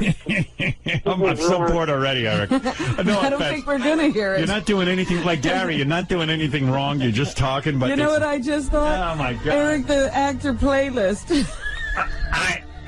Yeah, we got to get him on playlist. Do you have favorite songs? Are you a music guy? Do you like music? Yes. Yeah. Oh, God, you do. Like, could you introduce songs and talk about why you like them? Yeah, I could probably do that. Howard, I'm calling today to clear up a few things. Oh, my God. It's a few things. It's not going to be just one thing. I need to clear the air. Oh. He's been calling in every day for like the last, I don't know, couple of days, and I haven't gotten to him, and I felt bad. I saw him up there. I love Eric, but someday, you got to be I'm in a kind of in a shitty mood, just anticipating how long my day is going to be. Right. Like, today's going to be the day I decide whether or not I'm returning to America's Got Talent, because if I could survive this, I could survive anything. What is it, Gary? Do you want to know what Eric wants to talk about? Because Can you just do it fast? I can give it to you in 10 seconds, and then Eric, you can go from here. Apparently, because he's been emailing all of us a lot, somebody's been impersonating him on Twitter. Is it Twitter, Eric? Am I correct? No. Oh, what it is... I wish you knew. Somebody on Twitter is impersonating 2 radio DJs and saying that I've been calling into their show bad-mouthing Howard, bad-mouthing you, Gary. Oh, I know about this. Okay, stop. I know about this. Apology accepted. Yeah, Eric. It was reported to me that Eric was calling in other radio shows. And Eric wants to make clear today that it is not him. No, definitely not. Right. Okay. All right. See you later. Well, also wanted to say, after this weekend's Vegas trip, I'm going to start a drawing that I will send you in honor of Bianca. Oh, thank you. Very nice. By the way, He again, draws? Yeah, he draws. Yeah. He draws as well as he speaks. Eric was very nice to generously donate. Doesn't have a lot of money. Donate. In the name of Bianca, the North Shore Animal League. And I got to tell you something. Our fans are spectacular. My wife wanted to call in today. I told her not to, but she was moved to tears over the outpouring of love. Really, really beautiful. I received a thank you card last week. She is sitting. She sits wrote in my you a house. thank you card. She wrote to Eric. She wrote to anyone who donated. She wrote a personal note, and it was like, wow, honey, what are you doing? I mean, she spends her entire day. She says, if somebody donates, how could I not thank them? That's sweet. She has no idea that in show business you don't give a shit. But she's not that type. And she wrote really nice notes. Yeah. She like, they weren't just like, hey, thanks a lot. Yeah. No. Yeah, it was not a form. I said, you got to love this woman. Well, I love her. She is. She's a saint. She's a saint. I don't deserve her. Believe me. But thank you, Eric, and thank you for doing that. Yeah. If you go to JD page 1 in the first column, apparently Eric, I think on his own, once did a country music countdown show. Oh, no. And we have clips of it. Oh, you're kidding. So this will probably turn me off to the idea of him. Oh, no, well, let's put it this way. If I got 10 songs on my show, the way he talks, he'd probably get 5 in. Right. And are they all country songs? Yeah, because he's really into country. Is that what it's going to be, Eric? Could you ban country music from your list? Probably not. Yeah. Oh, come on. Don't you have a wider taste than that? Let's hear some of this.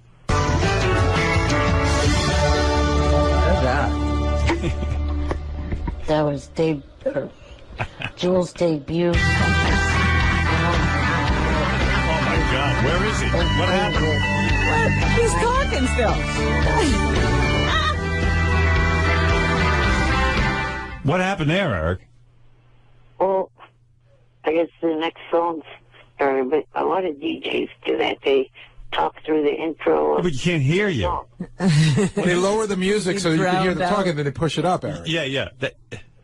You got to be heard when you're doing the talk up. Right. I got to hear that again. That's a good one. That was Jules' debut.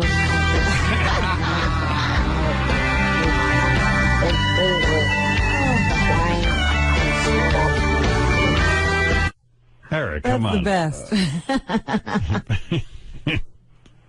This is me you're talking to. Look at his favorites.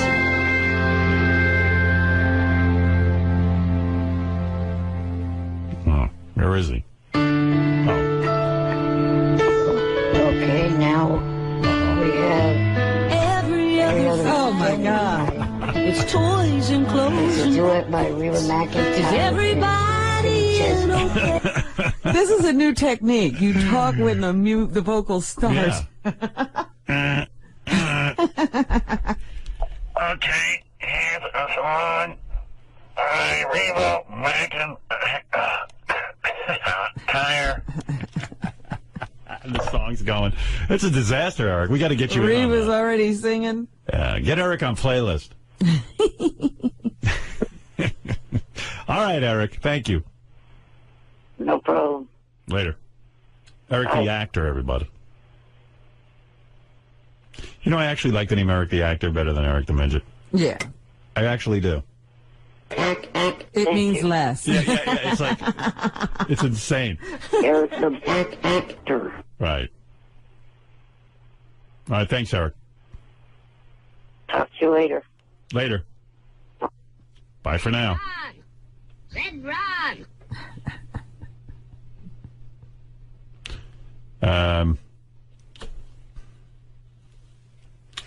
So yeah, getting back to Richie Wilson's wedding. Yes. It's funny to see who wasn't invited. Who was not invited? It's 7:05. I should take a break. 5 after the hour. Let me continue that when we get back, okay? Let's go to Javier. Javier, you're on the air. Hey, good morning, Howard. Good morning.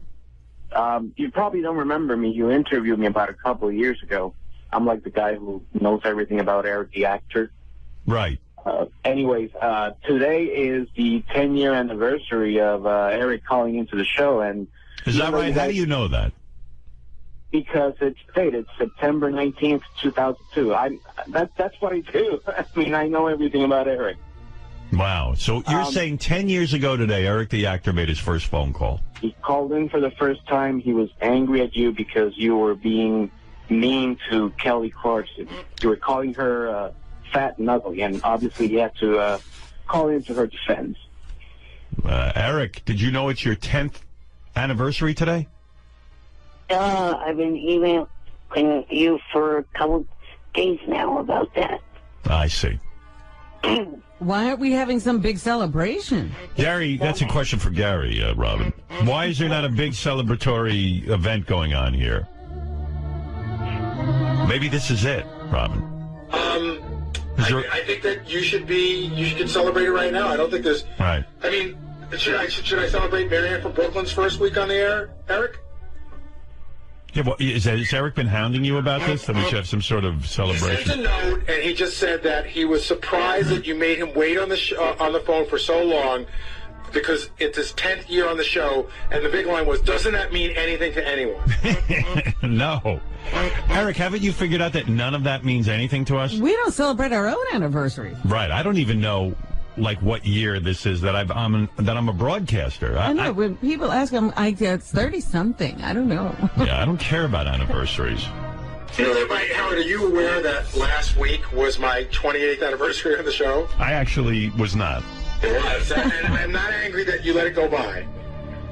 Hey, by the way, Eric, you'll be pleased to know that now that I officially know your 10th year anniversary, we have huge plans for your 20th anniversary. We're going to start now, 10 years in advance. It's going to take us 10 years to plan it. Yeah, Eric, I mean, seriously, you understand that we don't give a shit, right? Was kind of hoping that you would. But Eric, I mean, as Gary just pointed out, we don't celebrate anybody's 10th anniversary of calling into the show. Sometimes Eric can seem really smart to me, and like he seems incredibly with it. And then when he gets upset about dumb shit, I go, "Wow, he's really dumb." I'm retarded. No, you're not. Stop saying that. Don't put yourself down. I'm retarded.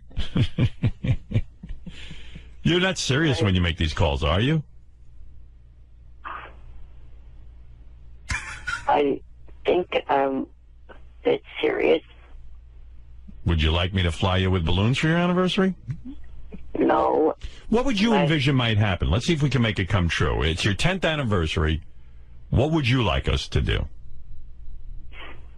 Well, some kind of acknowledgement would have been nice. Mm-hmm. So all you want to do is be acknowledged. Right. Oh, I see.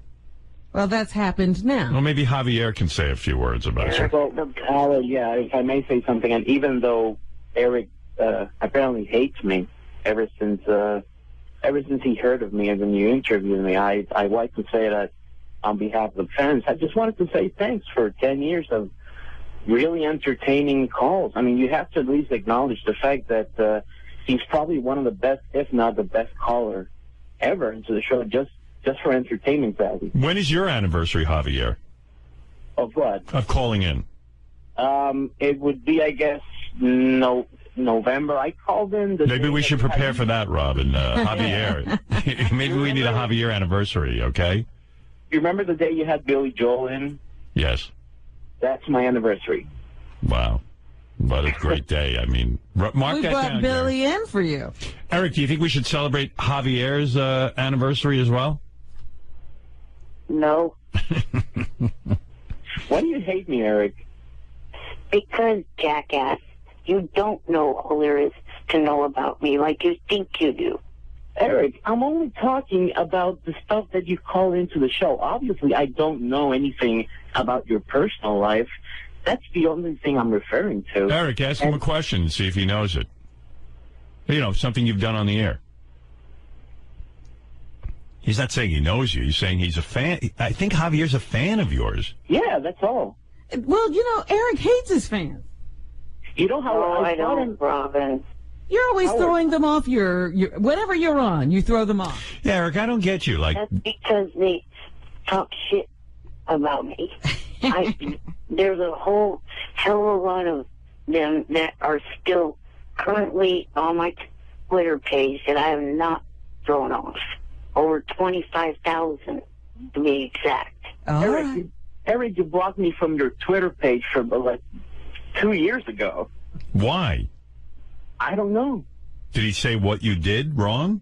No, well, you know what? I tried to get in touch with Johnny Frado, and I think he talked to him. And according to Johnny in an email, he said, Eric thinks that you're a double agent and you're out to get him. I don't even know what that means. Wow. Did you use the M word, as in midget?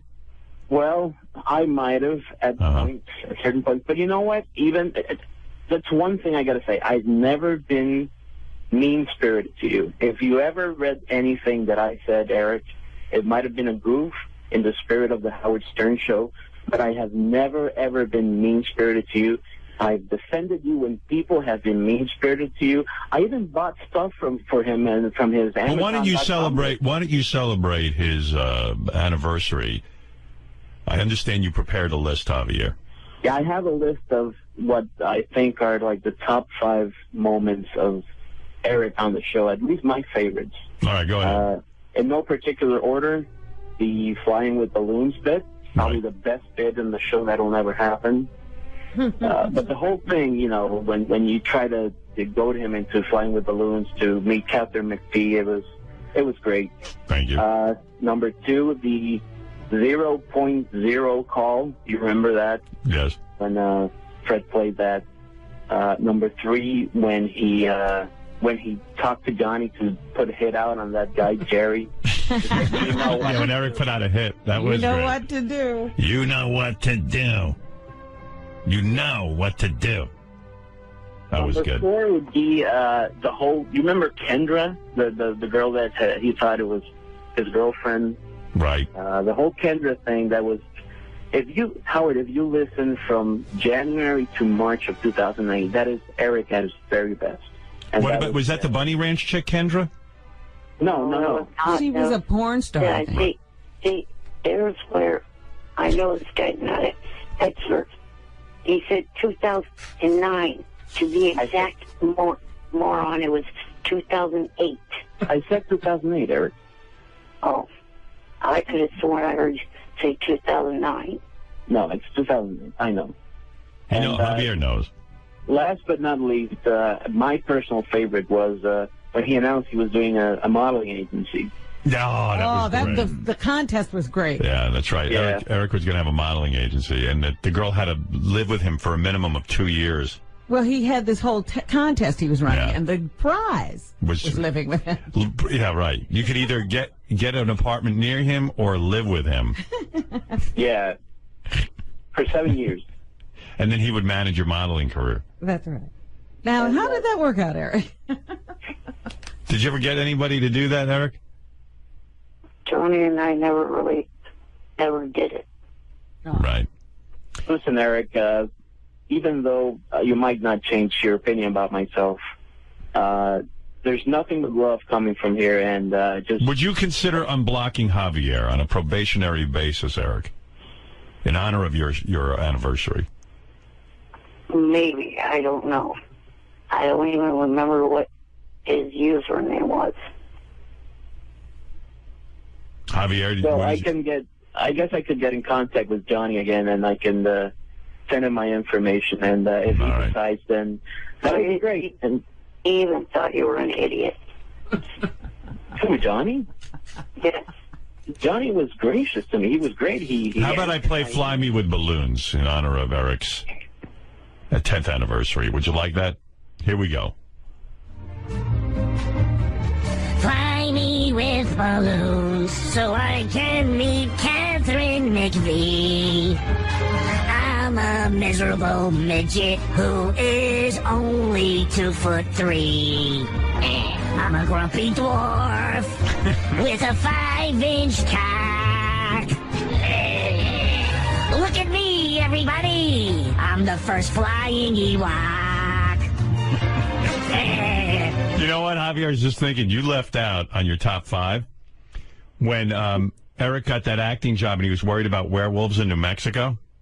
Yeah, that was great. That was a great moment. Come on. What about Howard? What about that time when he did that In Plain Sight, and he was going to sue the production company because they didn't give him like one bottle of Pepsi? Right. Missing bottle of Pepsi. Or how about when everyone wanted him to go in another show where his head would explode and he wouldn't do it? Yeah. Right. Well, how about all the roles he won't take? Right. He refuses to play certain parts. But come on, the best was when he was afraid of werewolves in New Mexico. Yeah.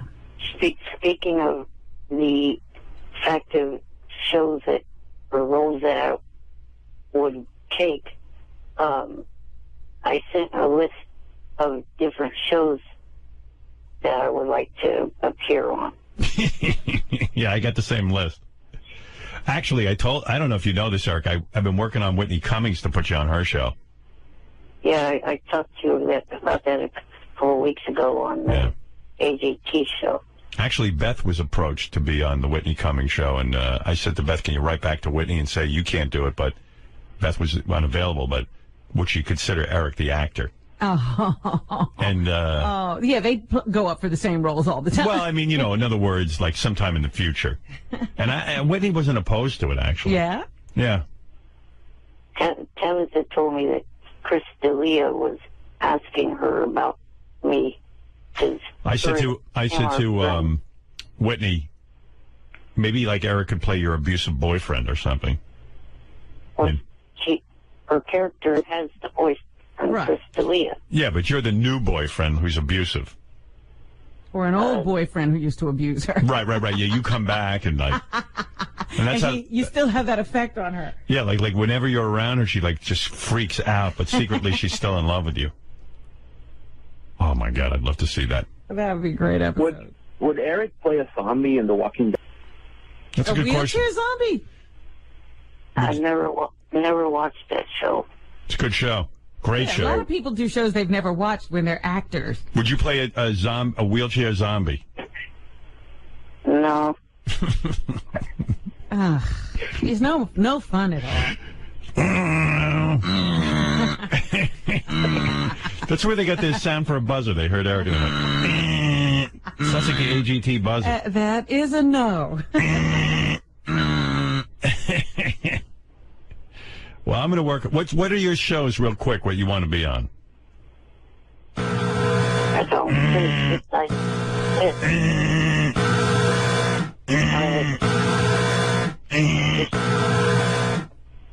Can you let me speak? Yes.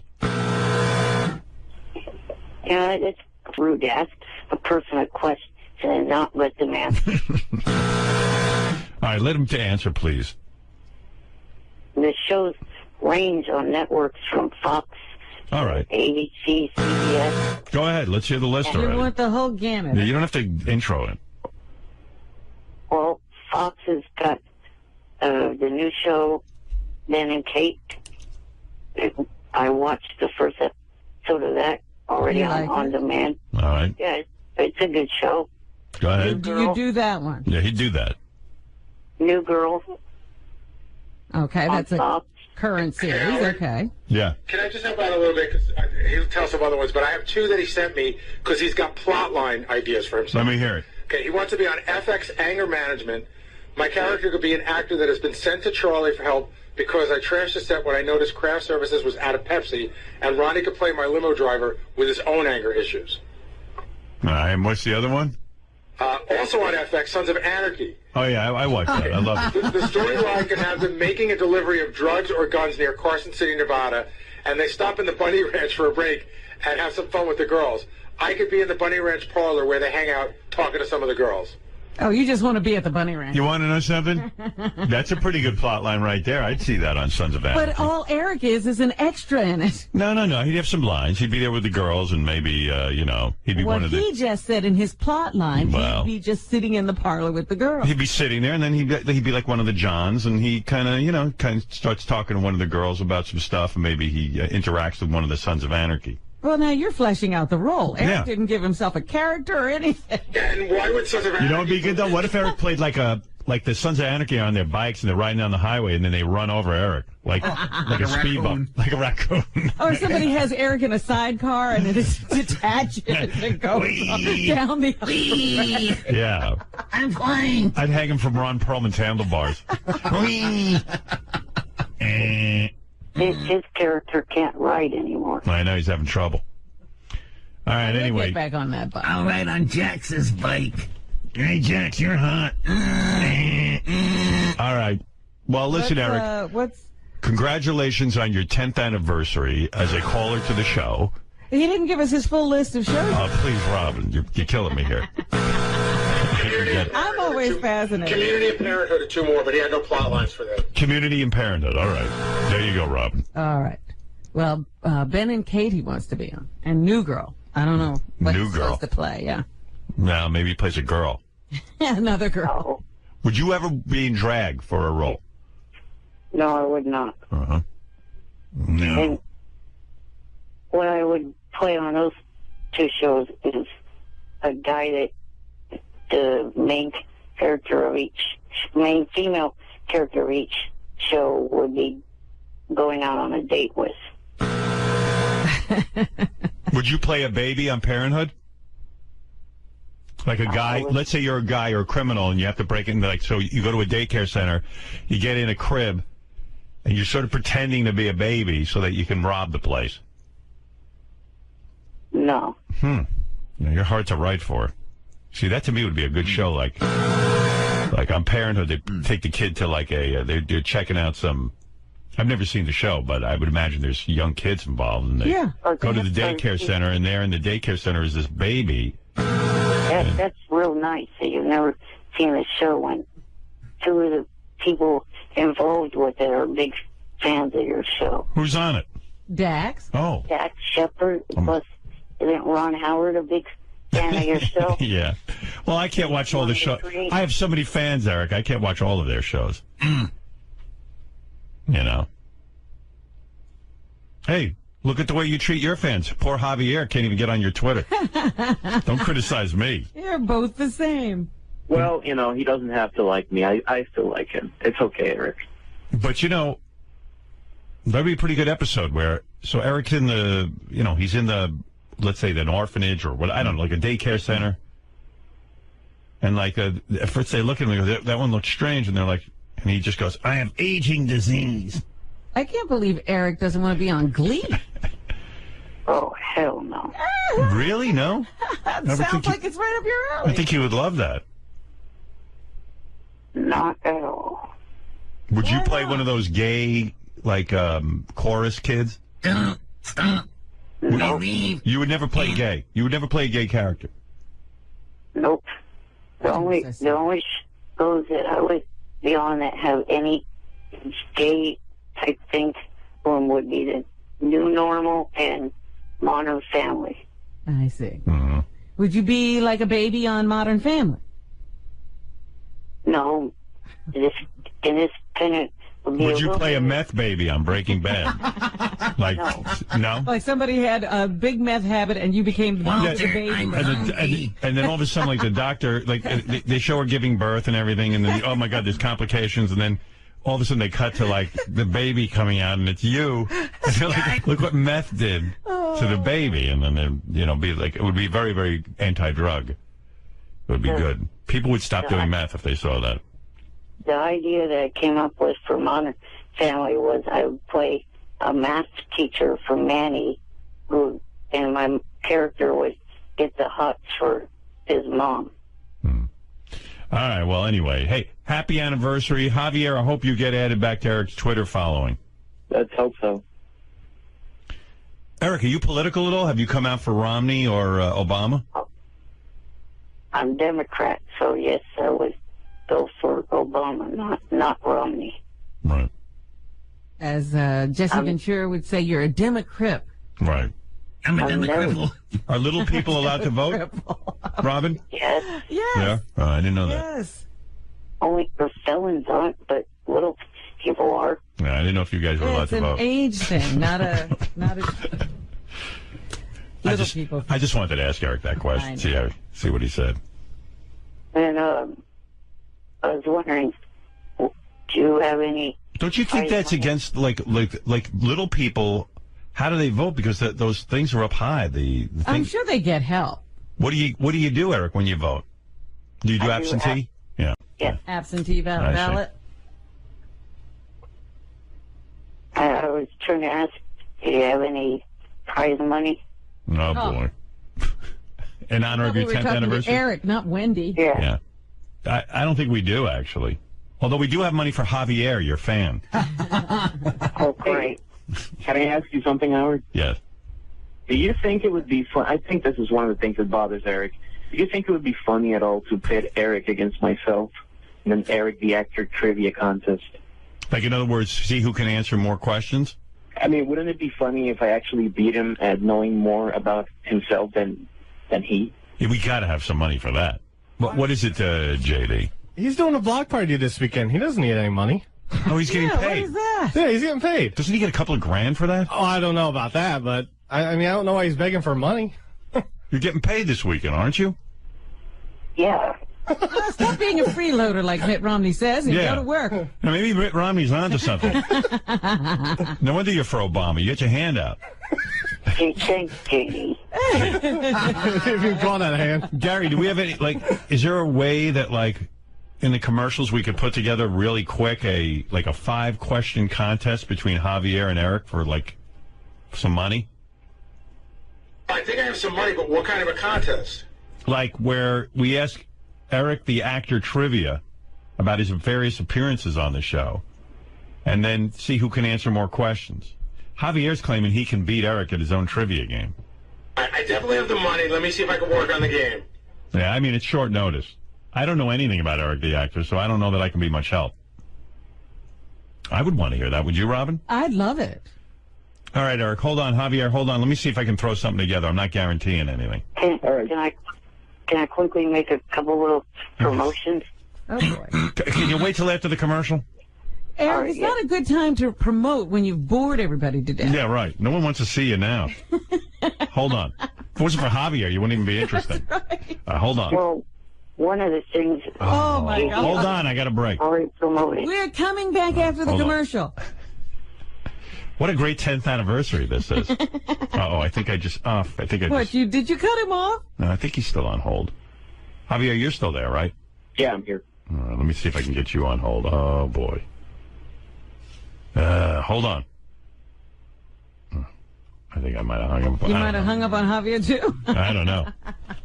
I don't even know. All right, we'll be back right after these words. Hey, Gary, can you help me with this game for Eric the Actor? Yeah. I know we got bamboozled into this. Give me some prize money, and let's see if who wins. I think we only have 3 questions for the Eric the Actor game. Again, we had to do this at short notice. Eric, here's another one I know this. There's not that much information out there about Eric. All right. Do you want to do the questions or you want me to do them? You better do them because I can't read that. All right. Let me get these guys on the phone. There's Eric the Actor. Eric, you there? Yes. All right, let me get Javier.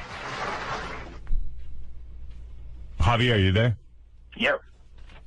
All right, we're playing for $500 cash from Steven Singer Jewelers. Visit IHateStevenSinger.com today. Great guy, Steven Singer. Give you a good deal. All right, here's the game. There's going to be 3 questions. So therefore, someone will win. You got to have the best 2 out of 3. Right. Right. All right, now, nobody blurt out any answers. Here we go. I'll go to Eric the Actor first. Ask him the question. If he gets it wrong, Gary, I assume we'll go to Javier with the same question. Right. Correct. Don't blurt out answers. Robin, shh. Okay. All right, here we go. Don't blurt out the answer, Robin. Robin's an expert. I'm reminding myself. Right. All right, here we go. Eric the Actor first. In Eric's first phone call to the Stern Show, who did he say were the top 2 chicks he masturbated to? Eric, go ahead. You have very few seconds to answer. Eric, are you there? Yes. Who were the 2 chicks you said you masturbate to? He's on the internet. Cut up. That's why I'm making him answer right away. Eric, answer now. All right, Eric, we're going to hit the buzzer. Wait. Take a guess real quick. I know one of them off the top of my head was Beverly Mitchell. All right, Beverly Mitchell. And who else? Yeah, you need both. Why would you give up the name now that it's going to go over to Javier? Who knows if he's right. All right. Eric, I got to give you a no. You did not mention the two women. I'm not going to say whether Beverly Mitchell is right or not. Let's go to Javier. Javier, who are the two women? Well, actually, that's a tough one. So I'm going to say one of them is Beverly Mitchell because he said it. I'm going to say the other one is Pamela Anderson. All right. Is he right? The answer is Beverly Mitchell from Seventh Heaven and Britney Spears. All right. Well, you're both wrong. Both wrong. Sorry, guys. There'll be no money for you on base of that. Now we could wind. No, never mind. Go on. All right, Javier. Yeah, I know. I might have another one. All right. Javier, you're going to go first. Gary, ask him the question. Javier, who were the three celebrities in studio with Eric the Midget when he came in for his only in-studio appearance in 2008? Javier, who were the three? All right. It was Diana DeGarmo. Go ahead. It was Natalie Maine. Go ahead. And the wrestler, fuck, I forgot his name. The wrestling guy that came in with Diana DeGarmo. Oh, man. You're running out of time. Hurry. Could be the name of a wrestler. I can't remember the name of the guy. All right. Now we got to move it over to Eric. All right, let's go over to Eric. Eric, go ahead. Kurt Angle, Natalie Means, and Diana DeGarmo. That is correct. All right. Javier had it. He just couldn't pull out. Won. I feel bad for Javier because he really had it. Yeah. But this is the game. And there you go. So 1 for Eric. And now the final question. If Javier ties up, Eric, you'll go first. You can put it away right here. Go ahead, Gary. What TV job did Eric turn down because he thought it was too satanic? Eric? The animated cartoon on the Cartoon Network. Is that correct, So, Gary? I don't remember the name of the show. Oh, he doesn't know the name? That is incorrect. You do not know the name of the show, all right? Javier, you can get back in the game. Gary, give him the question again. What job on TV did Eric turn down because he thought it was too satanic? It was a satanic cartoon. I don't think he said the name of the show, but there's not a name of a show, it's a particular network. What kind of question is that? You want the name of the network, or you want the name of this network? The name of the network. Now we had to ask Eric again. We have to ask Eric again. Did you? No, actually, Eric gave me the name of the network. Oh, so he answered the question. No, he didn't. He gave an answer, and it was incorrect. Wasn't correct. Okay. Oh, okay. Gary, this is a horrible game. He might have been correct. I don't. Sal was involved. He may. I have an answer here, and I don't know. Wait a second. You trusted Sal to make the game? You gave me 4 minutes. All right. Sal and Richard put this game together. No wonder this is going so badly. Oh my God! They're two retarded people put the game together. It was very quick. What? Wait, we're not at a tie yet. Okay, Sal, you idiot! Which channel? That was correct. It was a satanic cartoon on the Cartoon Network. Is the Cartoon Network correct, Sal? It's not. Sal says it's not correct. is it a particular show? It's called Adult Swim. Adult Swim is correct. Cartoon Network, you moron. Well, evidently Adult Swim is right. Cartoon Network. Gary, I think the game is. It's the answer is Adult Swim. I don't know what Adult Swim is but on. that's a question. Well, no, it's a answer. Oh, you know what? I knew I shouldn't have gotten involved in this game. Even when Eric said he needed money, I should have just hung up. I agree. I hate Sal. I hate Eric. And I hate Javier now. I'm sorry. Yeah. And they did nothing wrong. Can I say something? Adult Sal, you're such a stink. Oh, can I tell you something? Yeah. Okay, I'd rather you say I can't come up with a game. No, I can. Okay, go I ahead. had to come up with immediate facts that had documented 8/9/11. He said he turned down a satanic show from Adult Swim. And that was it's a cable television network. Well, I didn't know. I didn't space know with Cartoon Network. Right. So I didn't know it was a network, but it was for the Adult But Swim I'm show. saying the question, so... It's so specific. What did he turn down? What satanic role did he turn down? And no, he made it perfectly you said clear. What satanic role did he turn down? But you were looking for the name of a network. Or a show. It just said, what satanic show did he turn down? Right. And so when he said Cartoon Network, I'm looking at Adult Swim. I don't know what that means. You wrote a question that's ridiculous. It's for Adult Swim. He said, yeah, but we don't know. Listen to, read the question you wrote down. The question, can I have the question, please? You didn't ask for the name of the network. But it was specific. Right. You wouldn't say NBC. Oh, my God. You're retarded. It's impossible to deal with not. you. You just love doing this to me. No, you can't explain. Yes, I can. Go ahead, read the question. What job on TV Did Eric turn down because he thought it was too satanic? But that's not Adult Swim. Adult Swim is the show. No, it's a network. Well, then it was documented that way, Howard. I can show you the document. Sal, why can't you admit you up? What am I up? There's nothing clear about that question. We're asking. We don't know what you're asking for. You could never write for a game show.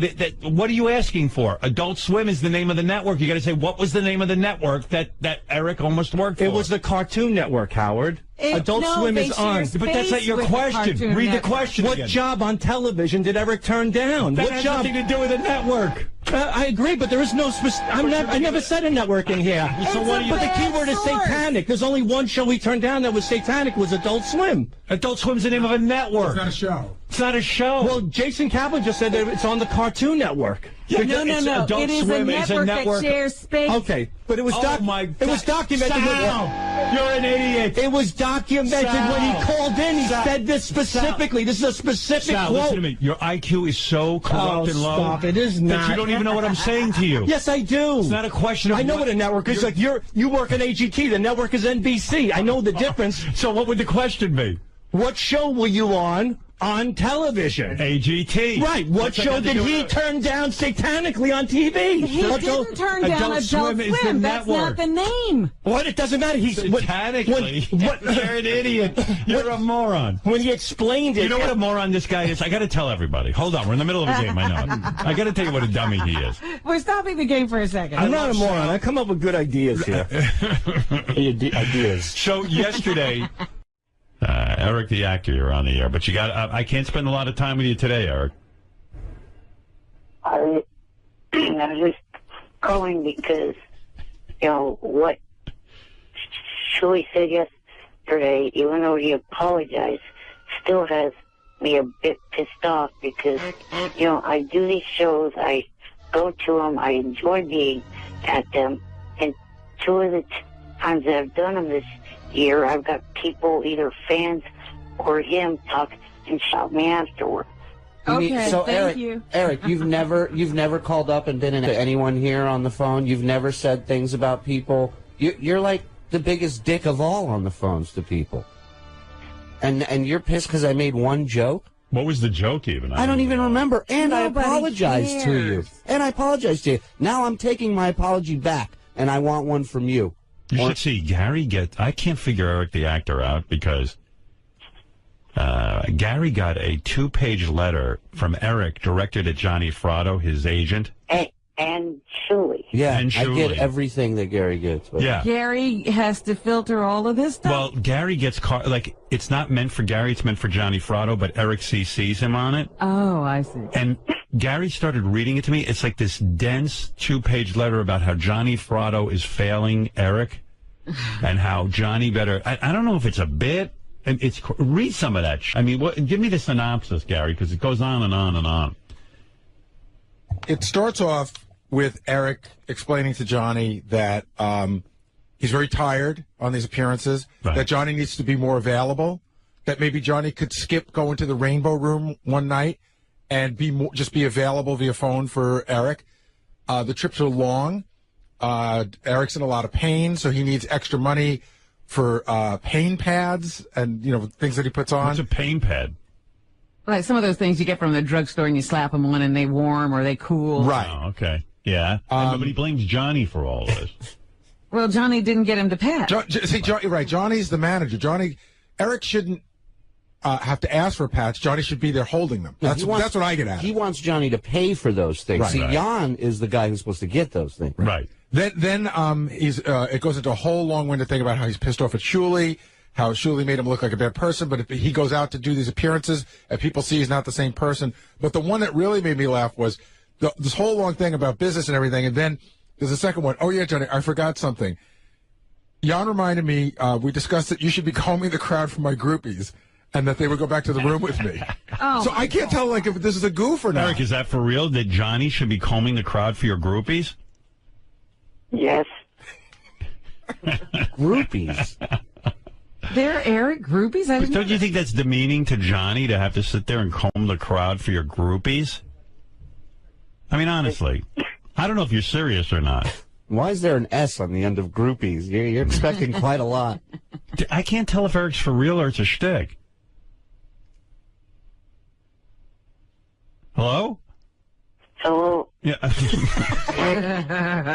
Just wondering if you've got Johnny on to explain his part. No, Johnny's tapped out, dude. I talked to Johnny over the weekend. He said he woke up this week to an angry he goes, I woke up to a little person yelling at me about missing the 10-year anniversary on this show of calling in. Eric just called I don't think Eric's for real. I think Eric knows there's no groupies. And I mean, Eric, if you had groupies, Are you serious? I think he really means this. Eric, don't you think your groupies would have kind of contacted you and gotten involved with you there? You wouldn't have to comb the crowd. No. Groupies are they make themselves known. Eric has shy groupies. Why? I mean, Eric, didn't you get enough attention at this last? I saw some of those pictures. Johnny, you got reamed in this 2-page letter. Johnny? Yeah, I'm here. I said you got reamed in the 2-page letter. He does think he has groupies, by the way. That's A. B, look at how many patches he want. If he would be the Mummy if he got all the patches. Plus, Howard, you got to explain to him. Those patches aren't good. They put something in your system or something. Why at this point, Johnny? Like aspirin in them or something. Why at this point are you still involved with Eric? That's what I mean. Do you enjoy it on some level, or do you enjoy the notoriety? Howard, you know what? It's like anything that you get. You know what I mean? It's kind of like I went too far, and there are times that he can be nice. But, you know, this last 6 months has just been horrifying, and I've been telling him that. And then what do? You get calls at home where he's, like, yelling at you that you don't get groupies for him? He calls me 30 times a day, no matter what I'm doing. If I hang up, he'll call back in, like, 3 minutes. If I tell him I'm in a shower, he'll call back in 1. Is that true, Eric? I'm telling you. Maybe. Eric, you get mad at me for playing basketball with my son? You said you were playing basketball with your son, and Eric just kept... I was playing basketball with my son, and Eric says I should be working on his stuff instead of playing basketball with my son. Does Eric understand there's no money in working for him? Like you would well, make... that's because Johnny's not working hard enough. He does understand that. He does understand that. And that you'd be bankrupt if you really were his manager? You know, he'd be, oh my God. You know, the other night I went to that show, to Ronnie's block party. And he tried to put me to work. First he invites me, and I told him, Eric, I can't spend a lot of time there. I'm going to stop and I'm say hello to you, and I'd like to see Ronnie and all of that. It was a wonderful turnout, a great show. And he started on me right away. I mean, that second, you know, talking about groupies. I thought we were just talking about groupies. I wasn't aware that we were talking about his groupies. Yeah, I thought we were talking about Led Zeppelin and shit like that. So maybe what he wants you to do is pressure a few girls into sleeping with him. Yeah. There wouldn't have been any need for groupies if you had shown up with the 2 people that you said you were going to show up with. What's that all about? He wants the 2 porn stars that were at the Viper Room. Right. Well, no, one was there, the other wasn't. Well, so if you had showed up with killed themselves. I mean, Eric. If he had showed up with the Viper Room girls, he wouldn't have needed groupies. Right. Yeah. So he was all ready for girls. So, Eric, you were disappointed that Johnny showed up without the Viper Room girls because that might have been for you. I was hoping. Yeah. But you blame Eric Johnny. had got himself all ready. But you know, Johnny's not a pimp. He can't just get women to sleep with you. You understand that? No. Yeah. All right. He doesn't get that, Howard. You really need to push that issue there. Yeah. Because he doesn't get it. I mean, and Howard, I'm going to tell you something about Ronnie's voice, okay? Yeah. I don't know what the he did to his voice, but that night at the block party, he gets so loud. Yeah. I mean, there's like 1,000 people there. He doesn't even need the microphone. I know it's unreal. And it's like that woman on Austin Powers when he screams. You know, like you cringe. Yeah, no, it gets real squealy. It's really weird. Yeah, it's bad. Hearing. I think he's got a problem with his hearing. It's unreal. All right, hey, guys, I got to go anyway. I got to get Sour Shoe set up. He's going to be the house band and all of that. All right, Eric? I can't get into all this now. Okay, tell him, Howard, I'm not a pimp. Get me out of the pimp business. Yeah, I think he gets it now. No hitman, no pimp. All right, Eric, good luck. And Shuli apologizes. All right, bye. He's giving Johnny all the vices. Bye, Eric. Bye. Yeah. Get me women. And we get involved because we get all the emails back and forth between those two, and it's really hysterical. But it's almost to the point that you don't believe it, you know, like it really I feel sad that, you know, he went out there expecting not only to see all the guys and to meet fans, he expected to get laid. All right. Idiot. There's a whole bunch of shit I want to talk about. I do want to get to some phone calls, and I see it's almost 9 o'clock already. Time do fly, doesn't it? I know. We've hardly talked to anybody. We haven't talked to anybody. We talked to Balls, I think, and somebody named Nick, as I recall. Eric, the actor's on the phone, but it's getting fatiguing. He's like... What does he want? I feel bad not picking him up every time, but I can't pick him. Eric, every time I go to the phone, you're there. It's like... And then if I don't pick up, I get all these emails. You don't pick up my phone. And... Eric, you there? Yes. Yeah. I'm calling because of the fact that you shut me down last week when I was trying to request something. Yeah, I know. It's just sometimes it takes so long, you know. Like sometimes I have time to talk to you, but sometimes I don't. And you don't seem to get that I'm doing a show and I have a pace to the show. And I don't know. It's just difficult. It would take a retard not to realize that you're doing a show. I realize you're doing the show, jackass. No, you don't, because then you write letters that I you know, if I keep you on for 5 minutes, you're like, I only got 5 minutes and I have many things to say. You don't get that I do a show. So then you are a jackass. No, I get it. We sound then like why are you upset if you get it?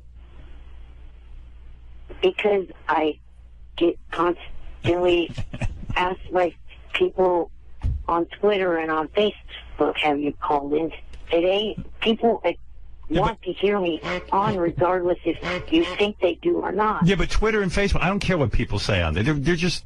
They're your fans, you idiot. Yeah, but I don't do the show by the 5 people who like you. Why am I explaining myself to him? How would he ever understand? When he gets a show to do, he does the world's worst show. Anyway, what can I do for you, Eric? This weekend, this upcoming weekend, your guest for tomorrow is going to be a part of the TNA pay-per-view in Phoenix, Arizona. Right. I would like to be there at that pay-per-view, and I would like to have had Howard TV cover it, me being there, and I would have liked to have interviewed the wrestlers and the female and male wrestlers. I've explained to Eric, I've explained to you before, some things we cover you doing, and some we don't. Like when we got you that TV show that you acted in, we covered that. One of your worst appearances, it's usually when you're interviewing people. You don't ask controversial questions. You don't even ask interesting questions. Yeah, you don't. When we write outrageous questions about people's lives and stuff, you won't ask them. It's boring, and we can't use the material, and it's too much for our budget to go out and cover you if it's going to be that bad. I've explained that. You're not willing to ask questions that are interesting. It's basically an opportunity for you to hang out with wrestlers that you enjoy. Right, you get to meet people you admire. That's not very entertaining for us. Yeah, and you sit there and go, I love you. And then you give them a list of all the movies you've seen them in. Right. I mean, how many times have I explained this? Can I make another point, too? Yeah. Like, you want to be our correspondent, right? So a correspondent, we send to things that we think they should go to. You don't want to go to anything we want to send you to, but only the things you want to go to. That's a good point. We need a guy who's going to get in there and ask funny questions. You really... And we're willing to write you the questions, but you're not willing to say them. He's sort of using the show as like a travel agency vacation thing. Right. Like he really wants to go to this, so he'll say, well, I'll ask questions. Can you imagine if we really did want to cover this event? Like, the hell he'd put us through? Here's the thing. If you guys are thinking, oh, we don't want to pay for plane tickets, I can handle that because one of your fans that I met at the Ronnie block party shows she's a female flight, and it was Southwest and could get buddy passes for. Yeah, but Eric, you're not understanding. For us to take part of our budget for Howard TV, like I would have to like I could probably produce another cartoon or something on Howard TV that people love, but for us to take part of our budget to fly down and cover you, which is basically great for you because then you get to be like a big star there and people pay attention to you and we take care of you. Instead of doing that, I can do 20 other things. And I know it's going to be a bust because when you get around these guys, you're not going to ask one funny question we put you up to. Right, and also add to the fact that you're taking the writing staff away for an hour or whatever it is. They're going to write questions for him that he's not going to ask. Yeah, which, our guys who write for the show, we put a lot of effort into this. And then you kind of disappoint us and don't ask any of the questions. Here's something that you, for some reason, neglect to realize. You realize, or you don't realize, I should say, that you have a lot of fans within TNA and also WWE, plus a lot of the fans that watch these programs. Yeah, but they don't want to be bored by you. Right. In other words, if I were gonna cover this event, as you say, for our fans, I would send Wolfie, who's interesting and funny, and ask the questions we give him. Right, and they'll probably get thrown out, which is even funnier. You're a fan going to a TNA event asking sycophantic questions. Trying not to piss off the people you love. Sycophantic. That's Cinco. I got so let Eric will just stay on the line. I'll get back to him. I got so pissed off yesterday. Oh, there was something I wanted to tell you. Oh, Eric the actor's on the phone. I got to tell him something. Hey, Eric. Yes. I tried. Someone sent me a tape of you on that wrestling TNA show. It is so horrible. Haven't you fixed Eric yet? I can't fix Eric. He insists on the same delivery. I mean, I never heard a show like this. Yeah, first of all, I felt it was insulting. They had Eric on TNA Wrestling, and Eric is making predictions and betting against this other guy making predictions. If you can imagine, I'm already bored. But on top of that, they didn't show Eric on TV. They just used his voice, which I feel because of his disabilities, they didn't show him. Am I correct, Eric? No, that was actually by my own choice. Why is that? Why would you go on TV and not be seen? Well, for starters, it was not even TV, it was the internet. Yeah, but it was a TV internet show. Yes, but it was only shown on the internet, not actually on TV. Oh, it wasn't shown on TV? I thought it was on TV. No. It was recorded specifically for the internet. Robin, you couldn't sit through 30 seconds of this. Not only are the two hosts horrible, but I didn't care about any of it. I mean, I defy you to stay awake during this. Do you like insulting your fans? Do I like insulting my fans? Who am I insulting? The two hosts. Well, they're both fans of yours. Well, then they must be stuck with you. That's the problem. They're probably fine on the... I mean, this Eric is... You want to hear a little of this? Sure. You know I'm always interested in Eric's work. Yeah, but I'm telling you it's boring. Eric, obviously a lot of money at stake here, all for charity. We're going to run through the matches. Mike, you were prepared. You were the professor. Different pattern that isn't as bright. To be honest, I think they were a little disappointed the first time around. I don't think they really liked what they saw. I want you to like it too, you know?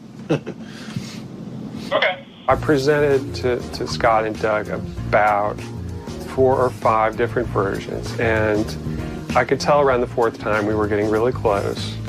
And around the 5th time, you know, we locked in on something that they liked. at that point, we took it to Howard.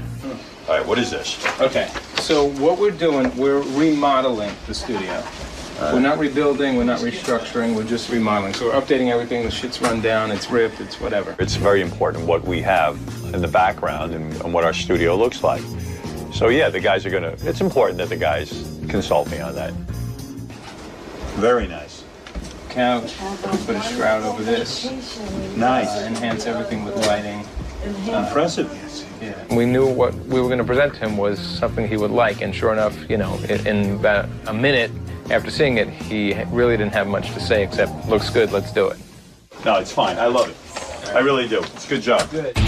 The way it works is the set designer, like a architect, puts everything on paper. They don't physically do the fabricating of the set. And for that, James worked with a company we work with for a long, long time here at the Stern Show, Showman Fabricators, and a good friend of ours, Mark Viola, who we've known for years and years. He's pretty much built every set we've done. I was asked to come in, look at some of the areas that they wanted to upgrade. This way we can talk budget, what's feasible, time-wise, money-wise. The big bang for your buck is going to be behind Howard. And that, to be honest. Yes. I mean, when I see Yeah, this, sign that is the sign and the... Right. And then how do we hide Benji the best? We really want to hide Benji? I love Benji. We're building I don't want to hide you. We're building a Benji wall then. So Robin's booth is, again, just material. We're painting the baseboard, right, and the chair rail. Yeah, and the door. Right. So this comes off, and now you replace it with two 30, I think they're 35-pound monitors. Yeah. Whatever you wrap it with. 55 is 35 pounds? Yeah. Holy shit. Yeah. That's simple. How deep are those letters? 2 inches? The letters themselves don't have thickness. What's your turnaround time for what he has proposed here? You need to fabricate it? A couple of weeks? Not even. Yeah, a couple weeks. Yeah. I need a couple weeks. Then once the budget is agreed upon and the proposals are signed, we start construction.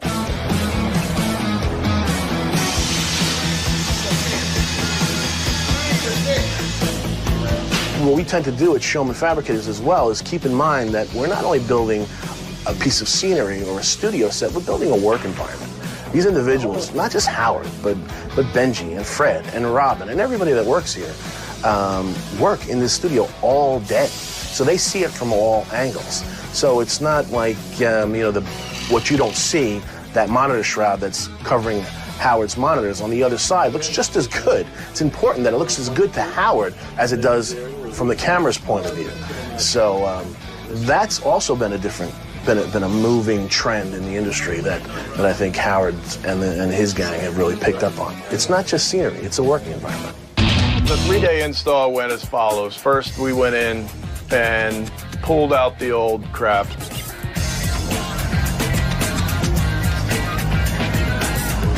Go all the way around the corner. eBay. When we were pulling off some of the panels off the old walls, there's an entry door to access the windows. It's an access panel. So we open up the crawl space, and sure enough, there's a box, and there's like a pillow and a blanket and some other stuff. And we were just like, Benji sleeps back here. That's pretty outrageous. Can you imagine if the whole 5 years he's been sleeping here, like, he doesn't really have an apartment? I gotta tell Will. I've always been very intrigued by like secret spaces and like maximizing spaces, and it was kind of neat to have like my own little secret hiding space within here. Look back here, Doug. See, it goes all the way back. Everyone has a spot. Sometimes I'm here, and Artie used to be up there, and then Howard used to be over Artie there. came back here? Yeah, we all did. And Howard slept back here too? Yeah. It's nice back here. It was our secret little spot. I went there one day, and Benji opened it up, and he wanted to show it to me, and I swear to God, I get the creepiest feeling that Benji could, like, push me in it, shut the door, and I'd be in there, you know, I could die in there. I always thought it'd be funny, like, if Howard started yelling, I'd get real mad and just say, fuck it, I'm leaving. And just, like, disappear behind the walls. And just, like, and everyone like, where the fuck is he? And just, like, go behind the walls and, like, no one, you know, it would look like I just disappeared. Benji is a truly bizarre person. I used to think he was trying to be bizarre, but now I just believe he's bizarre. Once the space was clean enough, the fabricating people went in and started building stuff. To do a set, I mean, it really takes a lot of people, and we did. We had people from graphics to lighting to design all working together at once, and we did a good job.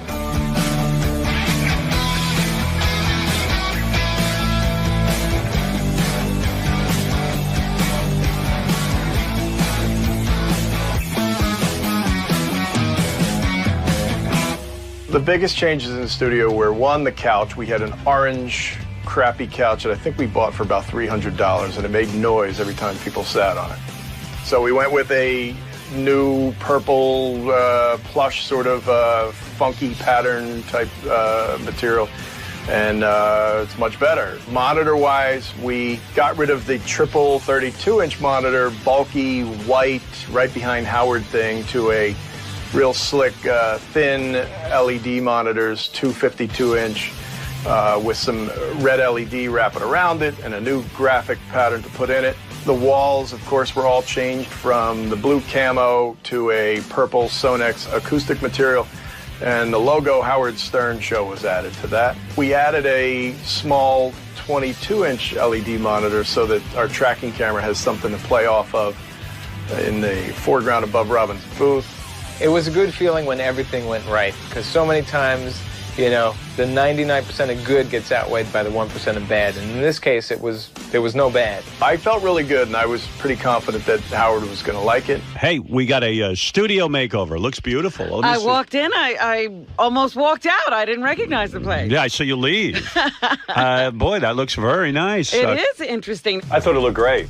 I really did. I'm usually pretty particular, and then when I see stuff that I'm in on, but I all of a sudden I'll go, oh, it's not right or something. But I thought it looked really good, actually. I enjoyed the new background. I thought that looked pretty cool. I think overall the show always needs to be freshened up in terms of look, even in terms of content, but also just the look of the studio is exciting for fans of Howard TV. I think the biggest displeasure I had about the studio remodel was that everything was sort of set and done without me being brought in. I hate this. They took away my whole fucking desk. Oh. The whole. I just think it's weird that, like, they came to me on Friday and they said, oh, we're doing this thing, but don't worry, we left you a little space, instead of, hey, we're going to design. Why don't you come into the design process and see what works for you? So I have no room here now anymore. It's just one of those stupid things. That's not good. Gary claims that he was not brought into the loop on this whole thing, but that's not exactly true. We showed Gary the same rendering, and he didn't pick up on the one thing that he was ultimately going to be not happy with, which was the monitor shroud. But I should be involved on paper in anything that involves me. I think it would have looked, I think you would have been fine with it, because physically it looked, that was in mind. One way or the other. What my point is, one way or the other. We can come back and have this. But my point is, one way that if you're going to touch my space, just include me in the process. In the sketches, which we thought, and I thought specifically, were to scale, they weren't, and they showed a piece of paper where Gary puts his papers, and it looked like there was plenty of room that wouldn't be a factor. When the set got installed, that space was significantly smaller and clearly affected Gary's workspace. We could probably raise them. We'd probably have them shave a layer off. We'll take a look at it after. Get it up higher, and that's it. I probably could work with that. I probably could work with that. We talked to the Showman fabricators, and we started from scratch and redesigned a new one with same height, same coloring, same materials, but just a little more shallow. In addition to doing a whole new set, we also did brand new graphics for the show. Behind me, instead of that fire that we used to have, it used to look like I was in a fire, like Satan's hole. There is a huge set of a picture of Times Square. We worked with this guy, Travis Johns, who's out of Houston, Texas, a great graphic designer. I took what Travis, our graphic artist, gave us, which was the backdrop of Times Square, and then I added a lot of graphics to it. I wanted to make it more fun, more Howard Stern-esque. I'm always going to be able to add things. If you have a new whack packer come on the show, I'll put that in there. If I have an argument with, say, Will, and want to get back at him, I'll add a little graphic for him there. Scott has Black Cloud Diner. Jason's got back hair. You have anger issues. That's what you have in real life, so that's why I put it there. I have anger issues because douchebags write shit under my name like that. And the fans are always going to be able to watch it and see what changes, so it should be fun. Everyone get in here! Come on, it'll be fun. Everyone get in. Hey, come on in, you too, Doug. Good. Don't be on the window. Come on. Come on in.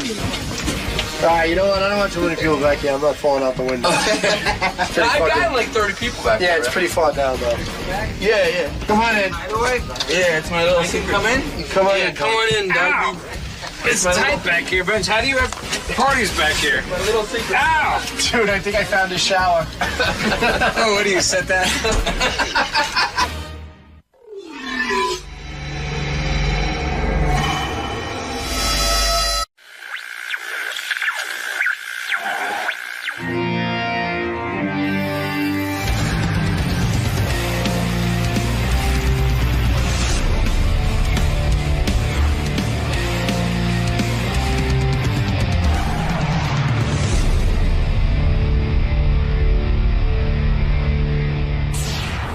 Hey, what's up, Dave? How you doing, man? Good morning, man. So you're expecting another impersonator today, or you got it? I mean, you nailed it last time. I'm pretty sure that it's going to be the real Howard. deal. Yeah. Watch your back there, bro. Thanks, man. So what's new with you, man? Oh, man. Well, as you know, it's ungodly time of the morning here, but just chilling in New York City, favorite city in the world, having a blast. That's what's new. Going on tour with Jane's Addiction, February. Here to talk about. I'm here to promote a TV show, but you know how this goes. He'll talk about it for 2 seconds and we'll move on. You'll deviate from the subject. I'm counting on that. Yeah, I'm counting on that. You're an old pro at this place. You know, you're good here. Yeah, I love it here. I mean, I really love it here, and it's. I think what's different about it is that a lot of outlets and a lot of interviewers just like ask you a bunch of shit that they don't really care about. And at least he asks you stuff that he's interested in. You know what I mean? Right, he's not working off a checklist or anything like that. Yeah, and he could really care less as to like what the liner notes are. Right. So that's kind of a cool thing. And I dig that, you know, it's more spontaneous. And we can veer off in any direction, whereas most interviewers feel real constricted to their agenda, which is never really fun for anybody. Definitely not. All right, man. Cool. We'll see you in the studio. Thanks, man. Dave Navarro is here. Dave, of course, has been in many legendary rock bands. I'm trying to think what rock bands he's been in. Jane's Addiction and Red Hot Chili Peppers. Who else am I missing? Porno for Pyros or something? No, you weren't in them. Jane's, Chili Peppers. It's good enough. Jane's, still in Jane's, yeah. Right, still in Jane's Addiction. Yeah, plenty of bands. What's going on with Jane's Addiction? We're going on tour in February. Boy, what a band. Thank you. I love your lead singer. I love the whole thing. The whole thing that we do. Yeah. Do you play to big audiences? Yeah, it depends. I mean, we'll do arenas. This next tour we're going on is like theaters. Right. Smaller, intimate venues, like 2,000 people. Do you like that better, or is it a bummer in the sense that you can make more dough if you just go out and do something big? It's not a dough issue. It's weird. It's like the bigger the venue, the more lost in the performance you can get. Which is good. Yeah, which is great. And then when it's small, it's really nice to be able to see your audience, but that's also distracting. A little distracting. And also in the smaller venues, like this whole new thing that's happened in concert going for over the past maybe 10 years is that you're just looking at people looking at their phones the whole night. Right in front of you. It's weird. They're not looking at you. Like they travel, they park, buy a ticket, wait in line, go into the whole crowd thing to watch the live performance on a screen that big. What are they doing? They're recording you? They're either recording or taking pictures, which is cool. I get that. But does that make you more self-conscious, like where you might actually go berserk and go crazy on stage? You go, shit, you know, everyone's filming me. I miss the connection of seeing people, seeing their faces, seeing the eyes, you know? I always wondered if you really look at the audience when you're performing. You can, yeah, I do. You do? Yeah, for sure. Some guys don't. And that will, hi, Robin. That will dictate, you know, what kind of energy we put on. But it's smaller theater tours are going to be cool. It's a weird thing. I actually saw Elton John fairly recently. It was at a friend's living room. He played a full show. It's crazy. Yeah. He comes to my place all the time and does the same thing. He goes right to your living room. Yeah. No, I'm telling you, this guy I know has a lot of dough. Yeah. and he just hired him for his birthday party. That's awesome. For like $1 million or That's something awesome. crazy. And I'm sitting there in his living room watching Elton John do a 2-hour, like an hour and a half show. That's fantastic. All his hits. It was great. And at one point, even I pulled out my phone because I wanted to show my kids. So Yeah, of course. So I started a tape of 2 seconds. Yeah, I mean, yeah, that's yeah. it. Then I want to watch him. I want to watch the guy. I'm Yeah. seeing him live. Who the hell knows how long who knows if I'll ever get another chance. It's true, but it's a weird thing. It's also in the setting that you're talking about. It's totally different. But I'm talking about like the entire audience. It's like, remember they used to hold up lighters when we'd go see bands? Now it's just like I see the glow of the screen. Wow. And it's kind of cool looking for It's robotic. a moment. Yeah, it's a little futuristic, but it's a little off-putting. How's Perry doing? He's fantastic. Perry Farrell is the Peripheral, is the lead singer. Well, I think he's one of the most talented lead singers in the rock business. Yeah, I do too. And yet, I don't think he ever like became a household name. He like kind of just missed, right? I don't know. I don't know that he should have become a household name because he's a little. I think of Perry as being fringe and being a little bit more dangerous. Is it cooler to be fringe? I think so. But not for your bank account. We honestly never got into this for that reason. So I know, but sometimes I watch that reality show. Like Perry's living in a very suburban neighborhood. Yeah. He's which is fine. Yeah. But you expect him to have the big rock star mansion. Oh, he has that now. Oh, he does? Oh, yeah. How do you get that? Lollapalooza. I mean, he's like, he founded that festival. And that's a ton of dough. I would imagine. Like, I'm not here to disclose my bandmates, financial earnings, but it was reported that your net worth. Now, this is some website I got this off of. Then it must be accurate. And I thought this was actually a little high. Okay. Because, I mean, listen, you're a successful musician. How are you counting his money? Well, what the hell? $37 million is your correct. Yeah. It is correct. It's right on the money. Is it on the money? No. That's high, right? No. They had you at $37 million. I mean, I appreciate that. Right. I don't want to dispel that, but that's nowhere in the realm of possibility. But you're a millionaire. You don't have to work. Am I correct, or you do? Yeah, I don't have to. You don't have I don't have to. I just How did you lose all that money? The 36 million. How do you? Is it hard for you being a great musician, but you're not the lead singer? Is it hard to be the guy standing on the side? Actually, I put out a record, and I was here. I remember once, when you sang, and I didn't enjoy it. You don't like it? No, I mean, I enjoyed the recording process and writing songs and singing them. I'd probably do that again, but I like playing guitar. I like having a great, strong frontman next to me leading the way, and I like getting lost in my instrument. Who was your hero growing up, guitar-wise? Jimmy Page, David Gilmour, Jimi Hendrix. I mean, David Gilmour. David Gilmour. Pink Yeah, right. He's probably my favorite. I think Roger's coming by tomorrow. Is he really? Yeah. Roger Waters. Yeah, I can't wait. Really? Wow. Yeah, I think he's going to come by and say hello to us. I guess I'll come to work. Yeah. Yeah, come to work tomorrow, Robin. You might not want to miss that. That's going to be hysterical. Well, I've met Roger a couple of times. He's quite a character. Yeah, he is. Yeah. He doesn't hold back. No, I just saw his last tour. He did The Wall, which was just the most amazing show. I want to see that. And he's doing it again, so. You like any of these newfangled groups, or are you just like, are you kind of mired like me in older rock? It takes a lot for me to go see a band. Just because I'm in that environment all the time. Yeah. There's a band called Diantword that's coming around right now. They're on tour.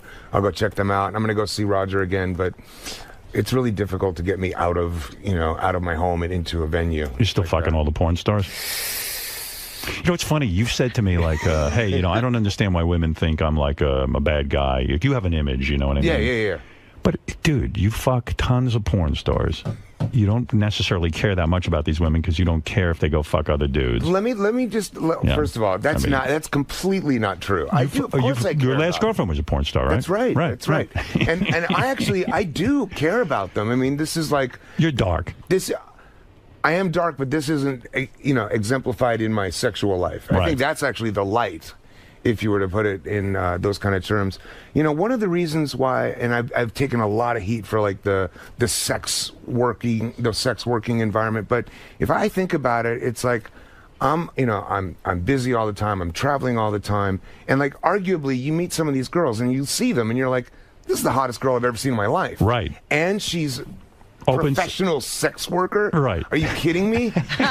What's to not like about that? I understand, but there should be a certain fear of... There should? Because these are very dark people. Yeah, but they that's are. but I see that's on a human level that's not sexual and not superficial. I identify with that. But when you have sex with a porn star, you are getting involved in their life. And sometimes it's more aggravating. It could be aggravating, you know what I mean? And you don't know what you're in for. You get somebody really crazy in your life, you know, they start making accusations. That has never happened. You've never had a bad experience? Never happened. So it's sort of a myth. Actually, to be perfectly frank, I've had more successful, turbulent times with just straight up regular girls. Carmen Electra. I'm not saying that. Look, I'm she's just a saying, handful, like, Carmen. No, she's not. No, she's not. She's easy. She's easy. Yeah, she's easygoing, cool girl. Talked to her recently. You did? We're all good. Yeah. No kidding? Yeah, we're all good. Old friends. Old friends, like nothing ever happened. Isn't that something? Yeah. She wanted to have a baby with you. Good thing you didn't. I'm not feeling the baby thing. You Not don't at want to all. be a dad? No. Let's say you fall madly in love. A woman says to you, Which listen, could happen. Like, right. so I don't want to sit here and paint myself as like, you know, this depraved, you know. Well, you are. But I don't want to paint myself that let's way. say, of That's course, the no one difference. does. Right. No, then you can't get any more girls. That may be true, however. But women do say to you that, hey, Dave Navarro, bad dude, he's a womanizer, yeah, he's they this do. and that. Yeah, they do. Yeah. That's your reputation. And you don't understand it. I don't understand it. I don't understand, like, you watch a show like Californication. Right. And the guy on that show is like this lovable, misunderstood character. Right. And everybody loves him, but I'm like this bad, you know. You know what it is? I think women see you. You're a handsome guy. You got a great job. You know, you've got what's considered the primo job in America. You're a rock star, and they see you, and they'd like to see you be the better man and be more committed to a woman and not fuck some But I've anybody. done that. Right, and it doesn't work for you. I don't like it. Why are you not feeling a baby thing? You think it's because of your fucked up childhood? Yeah, no, you don't want to put some kid through that. Would you be a shitty father? I don't think I'd be a shitty father. I know that. Put it this way, Howard. I'm like selfish with my time. Right. I like to do what I want to do. Right. I like to pick up and go. I like to tour. I like to have my alone space in my apartment. You know yourself well, we can make the argument that you're not a scumbag. He's that being you're a good being dad. Authentic. You're being a good dad by not having. You're the best father in America. Right here. In a sense, because you know that you were selfish and that you want your time, and you're not going to have the time to give to a kid. God love you. I'm not, and that's also it kind of parlays into my relationships. And I'm not saying like I wouldn't if I did find someone and fell in love with them. I'm down to give that a try. Don't get me wrong. But you know, in the same breath, you know, if I you're don't set in your ways. I'm a little bit set in my ways, and I'm waiting for someone to smack me over the head. You are making a lot of sense. You really are. Yeah. I bet you agree with me on this. Let's see. Did you read about these soldiers who peed on what do you think of that? Man. Soldiers peed on I think. On dead Taliban members. Can I say something? I don't know if you heard me earlier. I didn't, and maybe I should chime in before you tell me. Go ahead. Because then whatever you say, I'm more likely to agree with that. Right. Let's hear exactly your what I think. opinion. Go yes. ahead. Go ahead, Dave. Here's Dave Navarro, who knows something about war. I don't know anything about war, and He's a warrior. But that's the thing. I don't know anything about war. Right. So I think that if you take a still picture and put it up on the internet, it's shocking and appalling and horrific. Right. And it's something that turns the stomach and the inhumanity and so forth. Having said that, go ahead. I have no fucking idea what's going on over there. Yeah, that's right. And I don't presume to know. Right. So I'm going to tell you what's going on over there. Yeah, explain, please. Okay. Because he's been there. No, but I saw a movie about it. But Let me tell you what's going on. What is your thinking on that? You're a 19-year-old kid. They put you in a situation where, number one, we have the United States military. Their job, they're the ultimate defenders of this country. We've come out of a situation, this is all born out of, we were attacked. They blew up the World Trade Center. I know. A young, brave man goes over there. He's watching his buddies getting blown up. This is a reality. He's at war with an enemy that will drive a truck by, say hello, and blow off his legs and kill him. Now, all of a sudden, you're fighting a guy. He's shooting bullets at you. You're shooting back. A couple of your buddies die. You get done with an intense battle. Your life is actually still yours. You're alive. You came out of it without a scratch. You're fucking crazed. You're scared out of your mind, but you've defended this country. You take out your cock and you piss on the enemy. You know what? So what? That's war. World War II fighting Germans. What do you think we did to them? In Vietnam, we cut off their ears. You got to get worked up. It's your life or their life. You killed the guy. What do you care about pissing on him? You put it that way. I'm surprised they only urinated on him. Exactly. You know what I'm saying? That's right. And right, Robin? I hear what you're saying. Thank you. You know what? I still think that we have to always strive to be My better. friend, I don't mean to bring up a negative subject, but you talked about it. Yeah. Your mother was murdered. That's right. Would you piss on the guy who murdered your mother? More than likely. Okay. Yeah. Now you Yeah, understand. yeah. Now you understand. What is the difference? Well, like what I'm saying. Let's all pee now. Whip out your card. Who are we going to do it on? I'm Benji. It's an interesting topic, and I hadn't thought about it. I didn't hear what you said about it earlier, but I saw the photos. They blasted all over the internet, and my first reaction was like, wow. That's really fucked up. I can't believe that our guys are doing this. But and you hit it on the head. You're looking at an isolated picture. Exactly. And then I thought about it, and I was like, what you're saying, I don't have any concept of what these guys are doing. And neither do I, but I've seen movies. Can I just say one other thing? Right. Just one. They do represent us. Yeah, and So I agree with they're in him. So that means you pissed on them too. I'd piss That's on right. him. If some guy was trying to kill me and blow up the World Trade Center, let me tell you something. A little pissing so bad. Humiliate the enemy. Who cares? Let word get back to the Taliban. I'm sorry we offended you. And I do want to point out that this picture was leaked.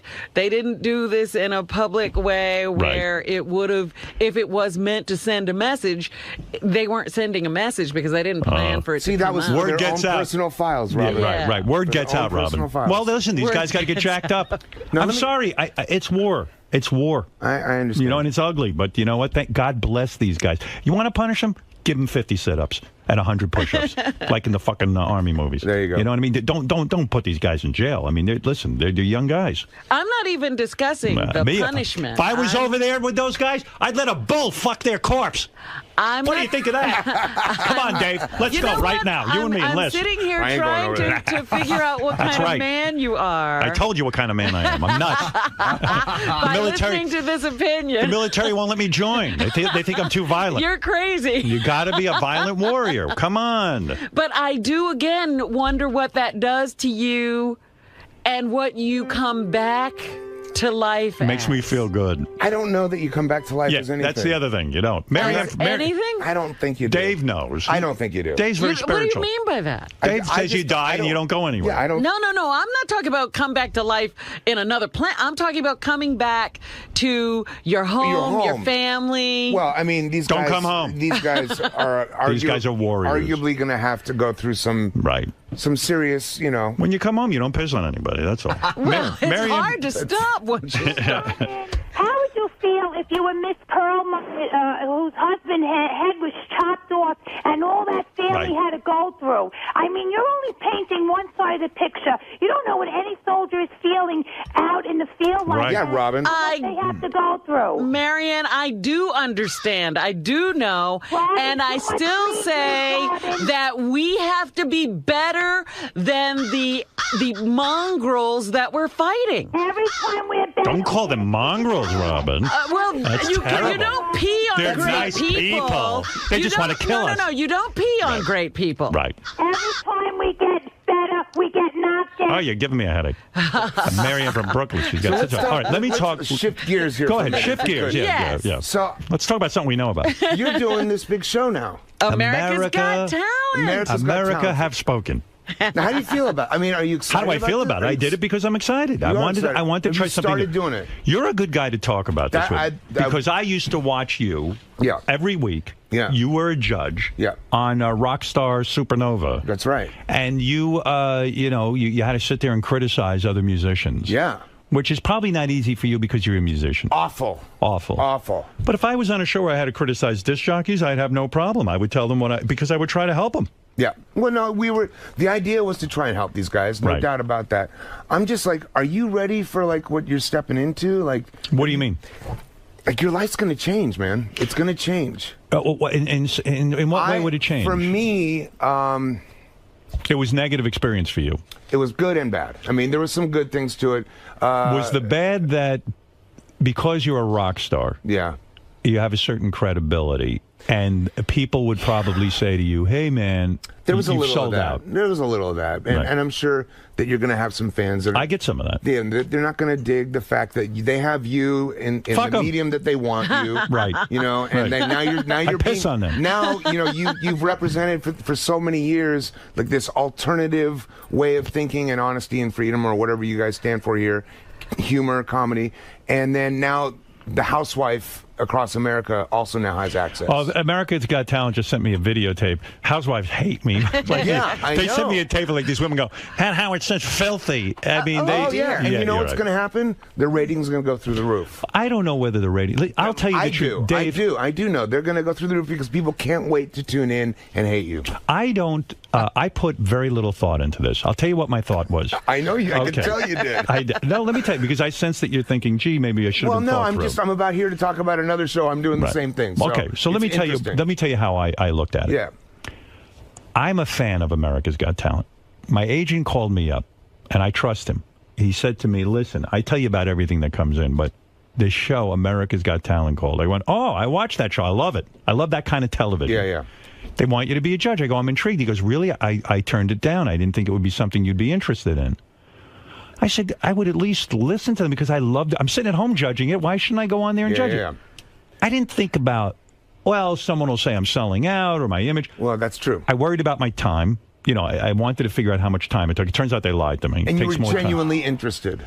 I was genuinely interested in doing it. That's a good point. And my feeling about that is the sellout move is to not do it because you're worried of what people are going to think. Right. That's how I felt. The sellout move. That's sellout. Because it's like, look, my career, I didn't sit there and calculate every little thing. Exactly. If I did, I wouldn't have gotten anywhere. That's right. I did what my gut told me, and I thought this would be fun for me. What do you think of the Steven Tyler American Idol Association? I've never seen an episode of it. But, I mean, you know that's what he's known for now. Yeah, but he's arguably mainstream. He's pretty mainstream. Yeah. It didn't take away my love of Aerosmith. I'll tell you that. No. I do love the band. I didn't see it. I know Steven, and he's, his talent is tried and true, as is yours, and it's it goes without question. I don't know, man. And then the other side of the coin for me was like, your public life is already, you're already on blast 24/7.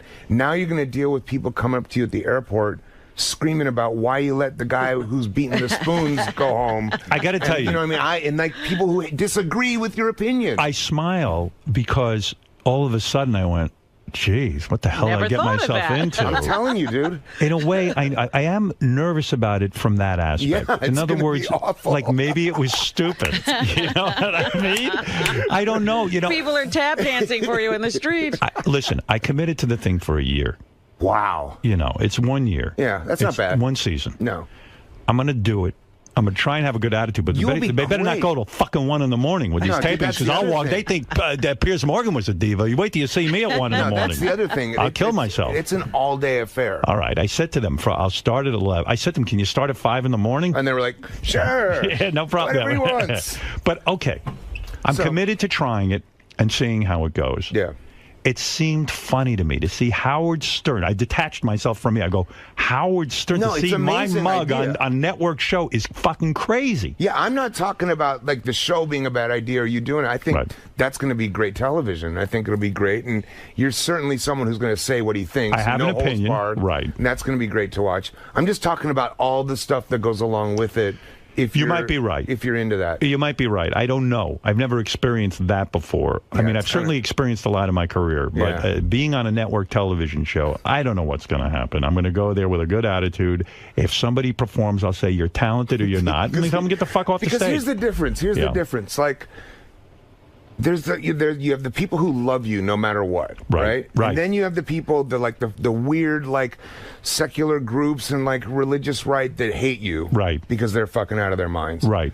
But now it's going to be the people who used to love you who now hate you. Right. That's a whole nother world of people who hate you that you got to deal with. That's true. Really fucked up. But let me tell you the good thing about me. I'm at the point in my life. I just had a birthday. Yeah, I know. Happy birthday. I'm a fucking old fart. I'm fucking 58. You understand what that means? I hear what you're saying. I'm 44. It's over. It's over. And it's like, you know what?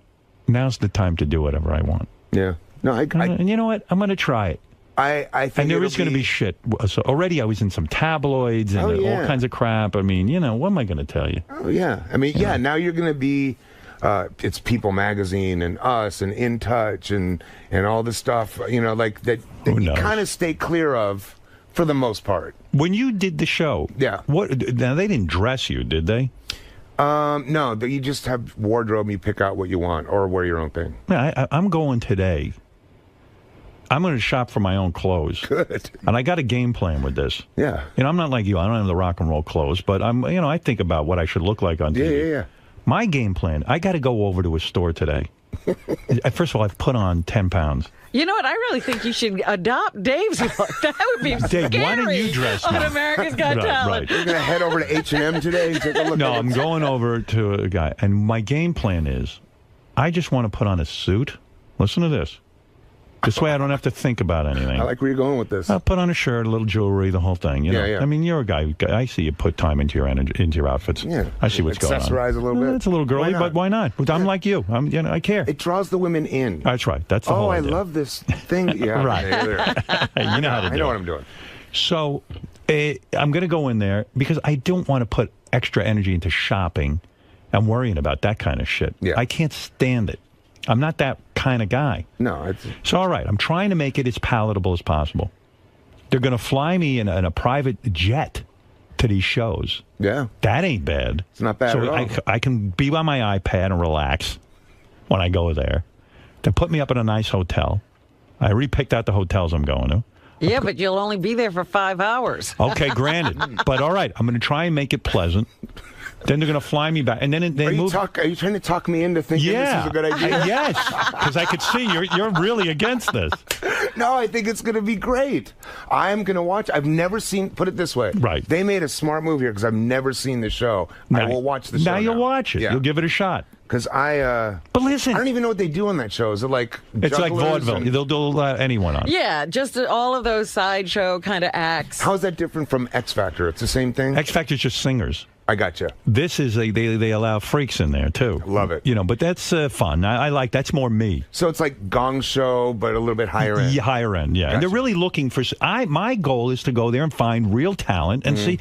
But you know, from being in the music business, real talent is earned and developed.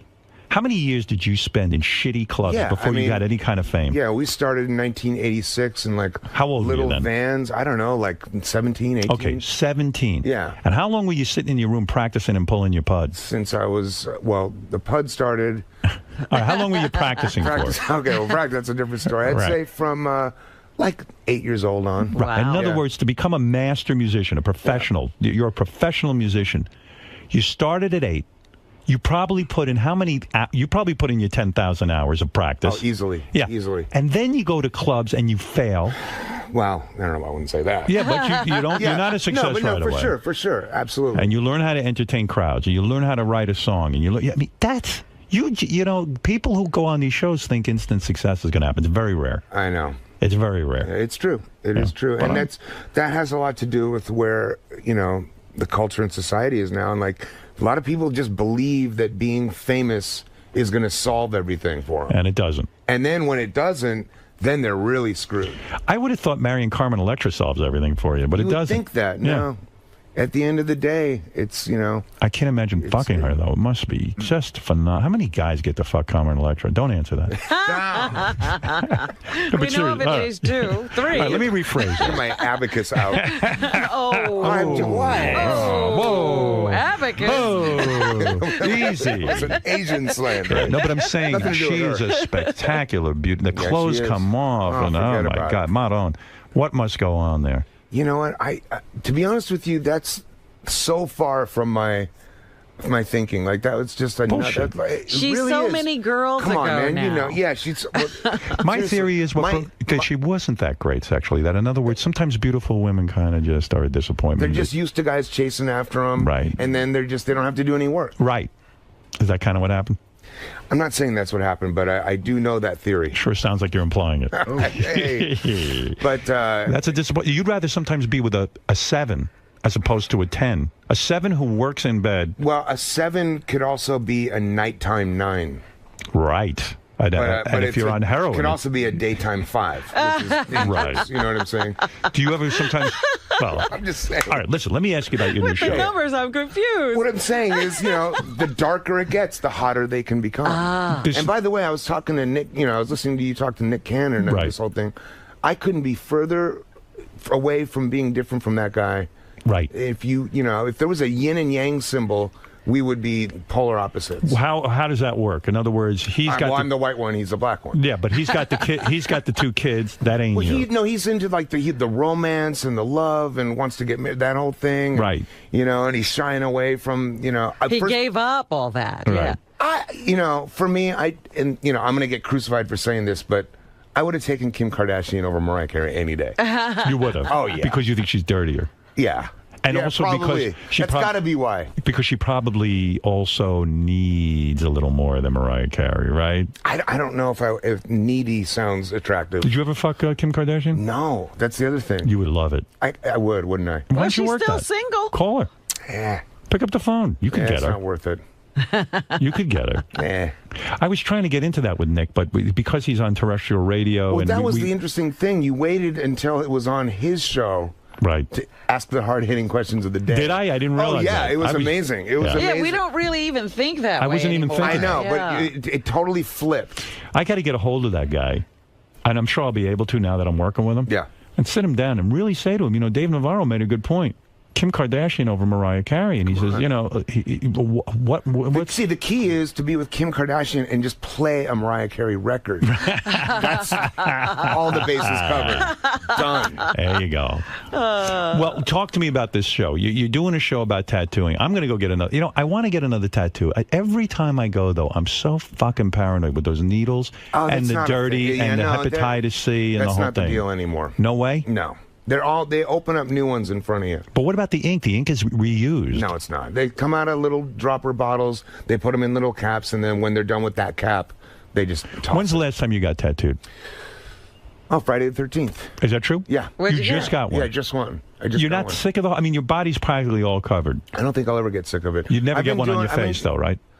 I don't... you never say never. The one I did was back here on my head, behind my ear. Right. So, and why put one there? I thought because there's a shop called True Tattoo in Hollywood, right? And the owner Oliver Peck, who's on our show, also owns Elm Street Tattoo in Dallas, and they have every Friday the 13th they do 24 hours. They crank out as many 13s as possible. What did you put? Oh, you put a 13? Yeah, it's just a 13. It's like a tradition at this point. Your tattoos all mean something to you. Not all of them. No. They don't. Some of them. Do you ever walk in and just get one? Yeah, like in other words, you don't pick it out. Do you say to the guy, "Slap something on me"?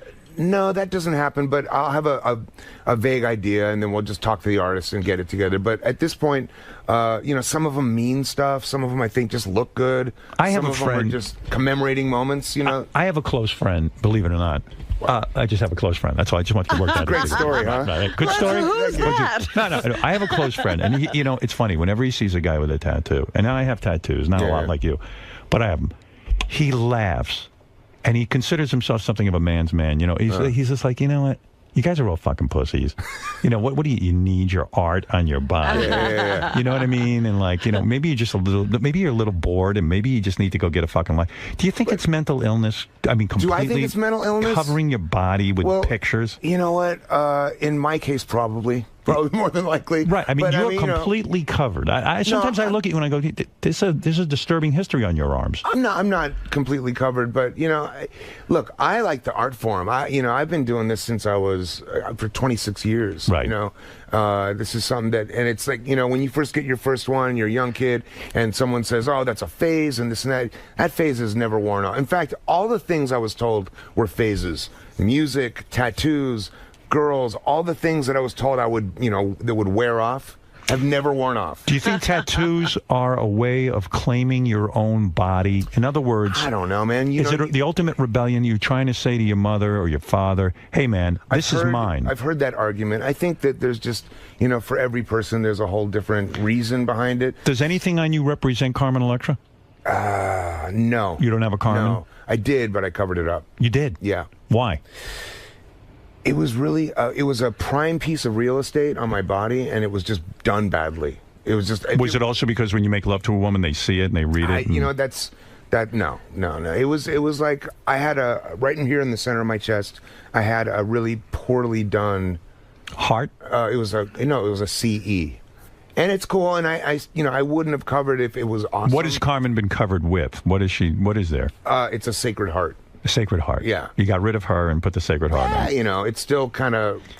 And so you're telling me I don't need to have a health scare every time I go into a tattoo place. They've got that all worked out. It depends on where you go. Right. You know what I mean? But I would say 99.9% of the shops are reliable. My wife and I are thinking of going in and putting our dog's name right here. Perfect. Is that okay? Yeah, it's great. You accept that? That's okay to do. Thumbs up from me. You ever have a dog's name on your own? Yeah, arguably several. There you go again. Oh, my. So, the new show. Yeah. A bunch of tattoo artists are competing for $100,000. That's right. It's like America's Got Talent, except for tattoo guys. Essentially, yeah. And who are It's the actually judges? like those cooking shows. Yeah. Who's the judge? It's myself, Oliver Peck, and Chris Nunez. Chris Nunez was on Miami Ink for a lot of years. Right. And Oliver Peck is a world-renowned. They're both amazing tattoo artists.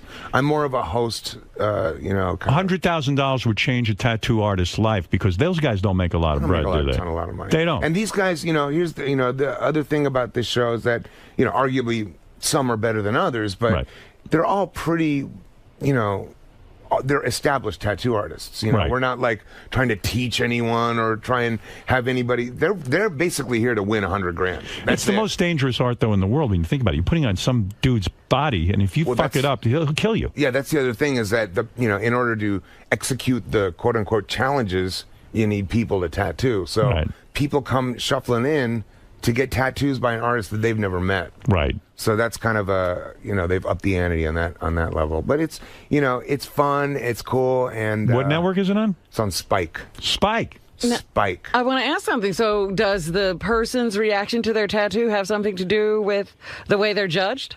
No. No.